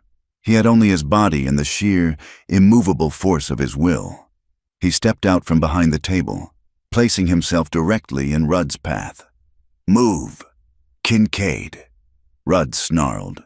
He raised the Colt .45. She dies today. Jonah didn't flinch. He didn't posture. He didn't raise his hands. He just looked at the man who had terrorized a county for a decade. "You don't get to own her," Jonah said. His voice wasn't loud, but it cut through the noise of the brawl. It was a statement of fact, as solid as the mountains. "You can kill me," Jonah said, taking a step forward, "but you will never own a piece of her again." Rudd's hand shook. The breath rasped in his throat. He stared at Jonah, at the man who was willing to die for a woman the town called trash. For a second, the sheriff looked small. He looked like what he was, a bully stripped of his badge's power. "Drop it, Rudd!" Marshal Davies was there. The barrel of his peacemaker pressed against Rudd's temple. Rudd froze. He looked at Jonah, then at Lark, who had risen to her knees behind the table. He spat on the floor. "It doesn't matter," Rudd hissed. "The town knows. They will never let her live clean. Kincaid, she is marked. It is a curse." Davies slammed the pistol against Rudd's head, sending the sheriff crumpled to the floor. "Cuff him!" Davies roared. Across the room, near the side exit, Silas Harlan was trying to slip away. He had abandoned his lawyers, abandoned his dignity. He was clawing at the door handle. Two of the marshal's deputies grabbed him. Harlan kicked and screamed, offering bribes, threatening ruin. "I am Silas Harlan. I own this town. Not anymore," one of the deputies grunted, dragging him back. But as they hauled him away, Jonah saw a man in the front row, a merchant, slip a card into Harlan's pocket. A lawyer nodded to him. The money was still working, even in chains. Harlan's power didn't die easily. The chaos settled into a heavy, smoking silence. The mob outside, hearing the shots, had pulled back, unsure if they wanted justice or just blood. Lark stood up. She brushed the dust from her dress. She looked at Rudd, bleeding on the floor. She didn't look triumphant. She looked tired. The verdict came 3 days later, after a new jury was impaneled and the atmosphere was locked down by federal troops. It was justice. But it was the justice of the West, partial, jagged, and bought at a discount. Sheriff Rudd was convicted of corruption, false imprisonment, and assault. He was sentenced to 20 years in the territorial prison. Silas Harlan was convicted of trafficking and forced labor. But the charges of rape were dropped. The judge ruled there was insufficient evidence given the nature of his business. He was fined $10,000 and sentenced to 5 years. 5 years for a lifetime of stolen girls. Jonah stood in the back of the courtroom as the gavel fell. He felt the bitterness of it in his throat. Harlan would be out in 3 with good behavior. He would still be rich. But the ledger was public record now. The system had been exposed. Lark walked out of the courtroom, a free woman. The charges against her were dismissed with prejudice. The papers said she was vindicated. But as she walked down the aisle, the social punishment began. The stares were not apologetic. They were appraising. The whispers hissed like steam. "That's her, the one who lived in the house, the one Kincaid killed for." She wasn't a hero to them. She was a disruption. She was a mirror that showed them their own ugliness, and they hated her for it. A woman's freedom, she realized, was still conditional in their minds. She was free of the cell, but she was not free of the stigma. She pushed open the heavy double doors of the courthouse. The sunlight hit her like a physical blow. It was blindingly bright, reflecting off the melting snow and the puddles of mud. The air was cold and clean. Jonah was waiting for her at the bottom of the steps. He had his hat in his hand. His arm was still in the sling, and he looked older than he had when the winter began. He didn't smile. He just nodded. "It is done," he asked. "It is done," Lark said. She looked at the town. She saw the people watching from the boardwalks. She saw the hostility in the eyes of the shopkeepers who had done business with Harlan. "We can't stay here tonight," Jonah said. "There are men angry about the verdict. Harlan's friends." Lark looked at him. They had won, but the victory felt fragile. They were standing on the precipice of a new danger. Retaliation would come. Fences would be cut. Barns would burn. But she was standing in the sun. She took a deep breath. filling her lungs with air that didn't smell of whiskey or fear. "Let's go home," she said. Jonah put his hat on. He offered her his good arm. Lark took it. She didn't grip it for safety this time. She held it for partnership. They walked down the steps together. Two scarred people moving through a hostile world, alive, but not yet safe. The sunlight felt almost unreal, too bright for the darkness they had just left. But they walked into it anyway. The return to the high plains was a ride through a world that couldn't decide if it was dying or being born. The road from the county seat was a ribbon of drying mud, flanked by hills that were finally turning the electric green of early spring. But the beauty was scarred. Interspersed with the new grass were black, jagged patches where range fires had burned during the dry weeks of the trial. Green shoots pushed up through the char, a stubborn refusal to yield that mirrored the two people riding in the wagon. Jonah drove the team, his left arm still stiff in its sling, his eyes scanning the horizon not with the peace of a man coming home, but with the vigilance of a sentry. Lark sat beside him. She was no longer hiding under a bonnet. Her face was exposed to the wind and the sun, pale but set in a line of grim determination. They crested the final ridge and saw the ranch. It was still standing. That was the first mercy. But as they drew closer, the details resolved into a picture of malice. The corrals were empty. Dutch and Caleb had moved the herd to the upper range for safety, but the fences near the house gaped open like missing teeth. The wire had been cut, not just in one place, but between every post for a quarter of a mile. It was hours of work destroyed in minutes, a petty, labor-intensive vandalism meant to exhaust the spirit. Jonah pulled the wagon up to the barn. The smell of wet ash hung in the air. One side of the structure was blackened. Someone had piled brush against the logs and lit it, but the damp timber of spring had refused to catch fully, or perhaps Dutch had caught it in time. Jonah set the brake and climbed down. He walked to the main door of the house. Nailed to the wood, right at eye level, was a piece of rough crate slat. Scrawled on it in charcoal were 3 words: "We ain't done." Jonah reached out and ripped the wood from the door.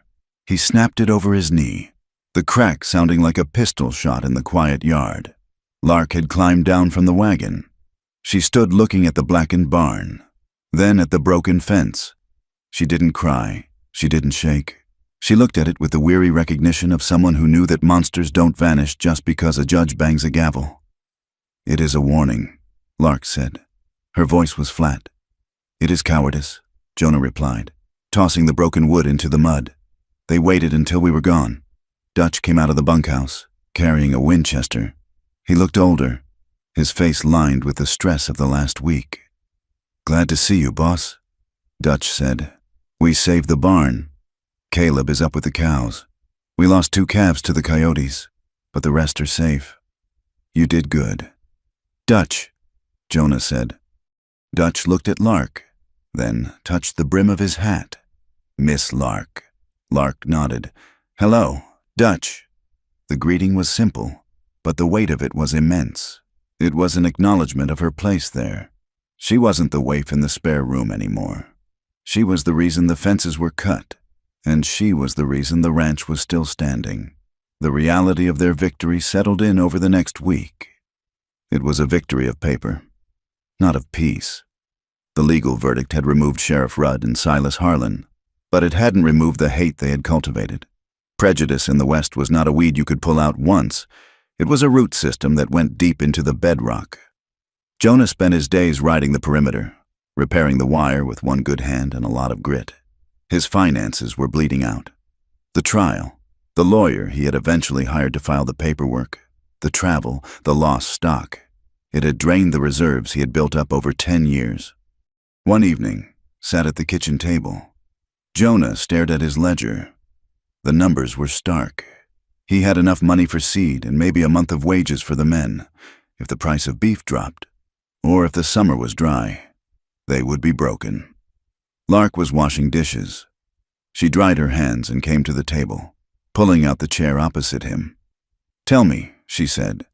Jonah closed the book. "It is just ranch business, boring arithmetic." Don't, Lark said. She reached out and placed her hand on the leather cover of the book. You stood up in a courtroom and told the world you killed a man for me. She said, do not try to protect me from arithmetic. Jonah looked at her. He saw the steel in her spine. He sighed and opened the book. We are heavy on debt, Jonah admitted. The bank in Silverton is nervous because of the trial. They are threatening to call the note on the lower section. I am thinking of selling the south 40 acres. It has good water. It would clear the accounts. Lark looked at the numbers. She traced the columns with her finger. That is the best hay ground. She said, if you sell that, how do you feed the herd next winter? I buy hay. Jonah said. With what money? Lark asked. If you sell the land, you shrink the herd. If you shrink the herd, you make less money.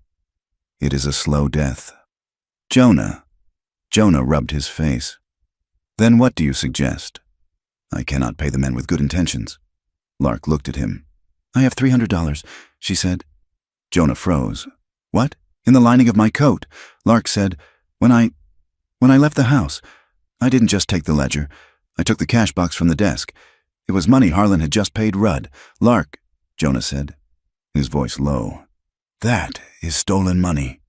It is my money, Lark said fiercely. It is back wages. It is payment for every bruise. It is the cost of the brand on my ankle. She stood up and went to the coat hanging by the door.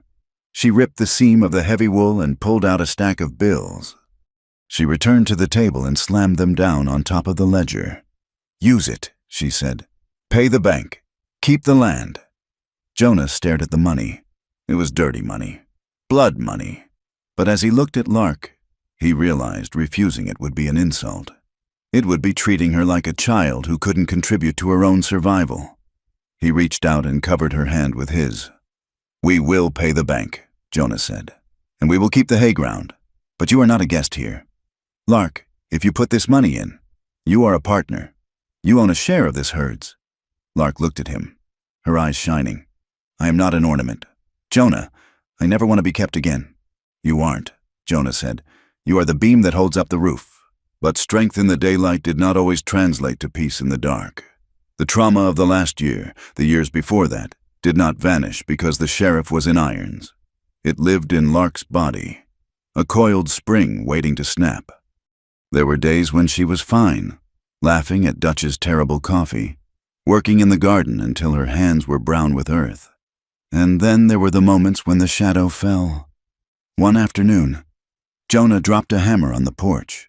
The loud, sharp crack echoed like a gunshot.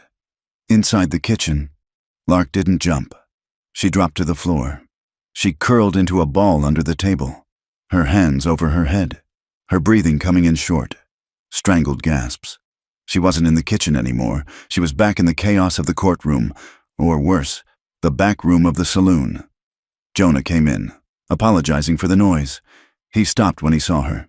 He didn't rush to her. He didn't try to pull her up. He knew that grabbing a panicked animal only made it bite.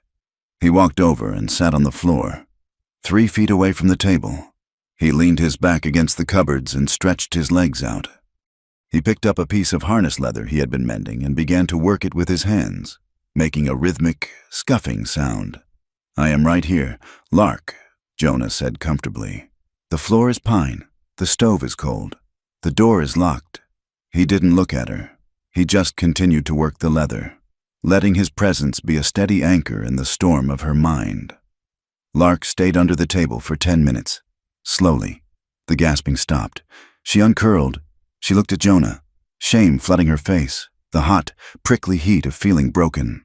I am sorry, she whispered. I am so stupid. It was just a hammer. Jonah looked up then. It is a loud hammer, he said. Scared me too. He didn't offer a platitude. He didn't tell her she was crazy. He just accepted her reality. Come out when you are ready, he said. I need someone to hold the buckle while I rivet this. Lark crawled out. She sat beside him on the floor. She took the buckle. Her hands were shaking, but she held it. And in that simple act of holding on, the shame began to recede, replaced by the quiet knowledge that she didn't have to be perfect to be safe. Their romance deepened in this soil. Not the frantic, desperate heat of the escape, but a slow-burning root system that went down deep. It was a love built on the understanding that they were both damaged, but that their broken pieces fit together to make something whole. It rained for 3 days straight in late April, trapping them inside. The house was cozy, smelling of wood smoke and the stew simmering on the stove. Jonah was reading by the fire. Lark was sitting on the rug, watching the flames. She looked at him, at the gray in his beard, the strong line of his jaw, the hands that could brand a calf or stitch a wound with equal skill. She felt a pull in her chest, a warmth that was not fear-based. It was want, pure, human want. She stood up and walked over to his chair. Jonah looked up, marking his place in the book with a finger. "Lark?" She didn't speak. She took the book from his hand and set it on the table. She sat on his lap. Jonah went still. He held his arms away, hovering, terrified of crossing a line she wasn't ready to cross. "Is this okay?" he asked, his voice rough. Lark took his hands and placed them on her waist. "I am putting them here," she said. "I am choosing." She leaned in and kissed him. It was soft at first, a question. Jonah answered it with a gentle pressure. Then the heat flared. Lark deepened the kiss, her fingers tangling in his hair. She felt the power of his body beneath her, the potential for violence that he kept leashed for her sake. Suddenly, a memory spiked, a flash of a rough hand, a smell of whiskey. Lark pulled back, gasping, her body going rigid. Jonah stopped instantly. He didn't sigh. He didn't look frustrated. He just rested his forehead against hers. "Breathe," he whispered. "Just breathe. I have got you." Lark closed her eyes. She focused on his breathing. In, out. "Slow, steady," she reminded herself. "This is Jonah. This is safe." The panic crested and broke. She opened her eyes. "Don't stop," she whispered. "Are you sure?" Jonah asked, searching her face. "I am sure," Lark said. "I want to rewrite the memory. Jonah, I want to know that touch can be good." She guided his hand to her face, then down to her neck. She set the pace. She was the captain of the ship. And that night, in the quiet of the ranch house, Lark reclaimed her body. She learned that surrender wasn't about losing control. It was about trusting someone enough to let go. Later, lying in the dark, the rain drumming on the roof, Jonah spoke into the silence. "I am scared too, you know." Lark turned her head on the pillow. "You? The man who faced down a lynch mob?" That was anger. Jonah said, "This is terror." He pulled her closer. "I look at you, and I think about how easy it is to lose things in this world. A fever, a horse stumble, a bullet. I love you, Lark. And that means I have something to lose again. I don't know if I am strong enough to survive losing you." Lark reached out and touched his face in the dark. "Love isn't a shield." "Jonah," she said softly. "It won't stop the bullet. It won't stop the fever." "Then what is it?" Jonah asked. "It is a place to stand," Lark said. "It is the ground under your feet while you fight. We might lose each other. We might lose the ranch. But right now, we are here, and we are not alone. That has to be enough."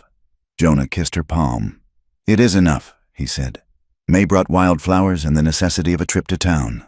The supplies were gone. They couldn't avoid it forever. They rode into Blackwater on a Tuesday. They didn't sneak in the back way. Jonah drove the wagon down Main Street, and Lark sat beside him, her head high. The town was unchanged, yet entirely different. The saloon was still there, but the back rooms were shuttered. Boarded up by order of the marshal, the mercantile was open. They walked into the store. The conversation died. The silence was heavy, filled with the echo of the trial. The clerk, a man who had once refused to look Lark in the eye, cleared his throat. "Mr. Kincaid? Miss Doyle?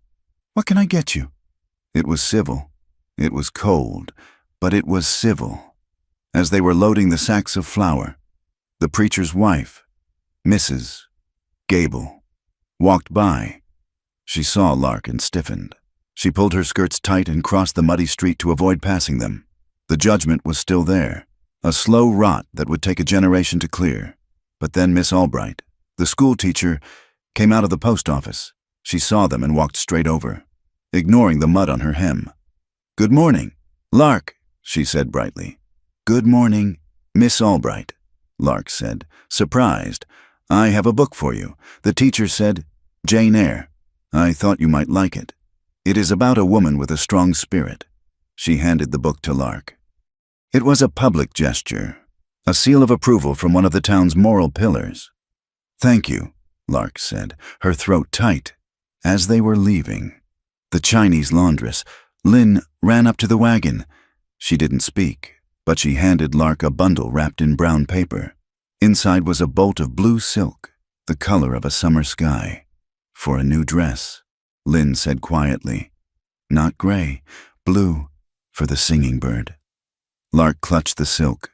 The tears she had held back in the courtroom threatened to spill. It wasn't forgiveness from the town. She didn't need their forgiveness, but it was community. It was the small, green shoots of change pushing through the char. But the West was not tamed yet. 2 weeks later, Jonah was miles away on the North Ridge, checking the herd. Lark was alone at the house, working in the vegetable garden. She was weeding the rows of early peas, the sun warm on her back. She didn't hear the horse. She only heard the boot on the soil behind her. She stood up and turned. Standing there was a man she recognized. It wasn't a deputy. It was one of the hired guns who had worked for Harlan, a man named Silas. He had escaped the marshal's net. He looked ragged, his eyes red-rimmed with whiskey and hate. He held a knife, a long Bowie blade that glinted in the sun. "Mister, Harlan sends his regards." The man rasped. "He says you owe him 5 years." Lark froze. It was the instinctual freeze of the prey. Her mind went white. The garden, the sun, the peas, it all dissolved into the point of that knife. The man stepped closer, grinning. "Not so loud now, are you? No judge here, no cowboy to hide behind." He lunged. The movement broke the spell. Lark didn't scream. She didn't faint. She threw herself backward, tripping over a mound of earth. The knife slashed the air where her throat had been. She scrambled on her hands and knees, dirt flying. She wasn't a hero in a dime novel. She was a terrified woman fighting for air. She reached the tool shed door, but he was too fast. He grabbed her braid and yanked her back. Lark cried out, her head snapping back. "Got you," he hissed. Lark's hand flailed, searching the ground. Her fingers closed around the handle of the garden hoe she had dropped. She didn't think about mercy. She didn't think about justice. She swung the hoe with every ounce of strength she possessed. The heavy iron blade struck the man in the shin. Bone cracked. He howled and let go of her hair. Lark rolled away, scrambling to her feet. She didn't run to the house. She ran to the open space of the yard where she could move. The man limped after her, cursing, the knife still in his hand. "You little witch! I will cut you open!" Lark backed up, holding the hoe like a staff. She was shaking, her breath coming in sobs, but she kept the weapon between them. "Stay back!" she screamed. He laughed, a wet, ugly sound, and charged. A rifle shot cracked the air. The man spun around, clutching his shoulder, the knife flying from his hand. He fell into the dust, writhing. Jonah rode into the yard, Miller's hooves tearing up the ground. He didn't wait for the horse to stop. He vaulted from the saddle, the rifle still smoking in his hand. He reached the man in 2 strides. He kicked the knife away. He put the barrel of the rifle against the man's forehead. Jonah's face was a mask of cold, white fury. His finger tightened on the trigger. He wanted to end it. He wanted to wipe the threat from the earth. "Jonah? No!" Lark's voice cut through the red haze. Jonah looked up. Lark was standing there, covered in garden dirt, her chest heaving. "Don't kill him," she said. "Not like this. We are not them." Jonah looked at the man, then at Lark. He slowly lowered the rifle. He stepped back, breathing hard. He tied the man's hands and threw him over his horse. "I am taking him to the marshal," Jonah said. Lark nodded. She dropped the hoe. Her legs gave out, and she sat down hard in the dirt. Jonah went to her then, pulling her into his arms, rocking her while the adrenaline shook out of her body. It wasn't a glorious victory. It was ugly. It was violent. But she had survived. That night, after the man was handed over to the law, Jonah and Lark sat on the porch. The sun was setting, painting the plains in shades of violet and gold. "We can't just be ranchers," Jonah said. Lark looked at him. "What do you mean?" "This place," Jonah said, gesturing to the valley. "It is safe now, but there are other girls. Lynn told me about a cousin in Denver, another debt contract. We can bring her here," Lark said instantly. Jonah nodded. "We need hands for the harvest. We can offer work, real work, with wages, a place to heal." They decided then, the Kincaid Ranch would become a sanctuary, not a charity, but a fortress, a place where the rules of the West, that strong men take what they want, did not apply. The closing arc of their story was quiet. A month later, Lark sat at the kitchen table with a piece of paper and a pen. She wrote a letter to the bank, authorizing the payment for the hay ground. At the bottom, she signed her name. She didn't write Lark. She wrote Clara Doyle. Her hand didn't shake. The name looked strong on the paper. It was the name she was born with, the name she had lost, and the name she had found again. Outside, Jonah was repairing the last section of the fence. He stretched the wire tight, the metal singing in the wind. He hammered the staple home. It was solid. It would hold. He walked back to the house. Lark met him on the porch.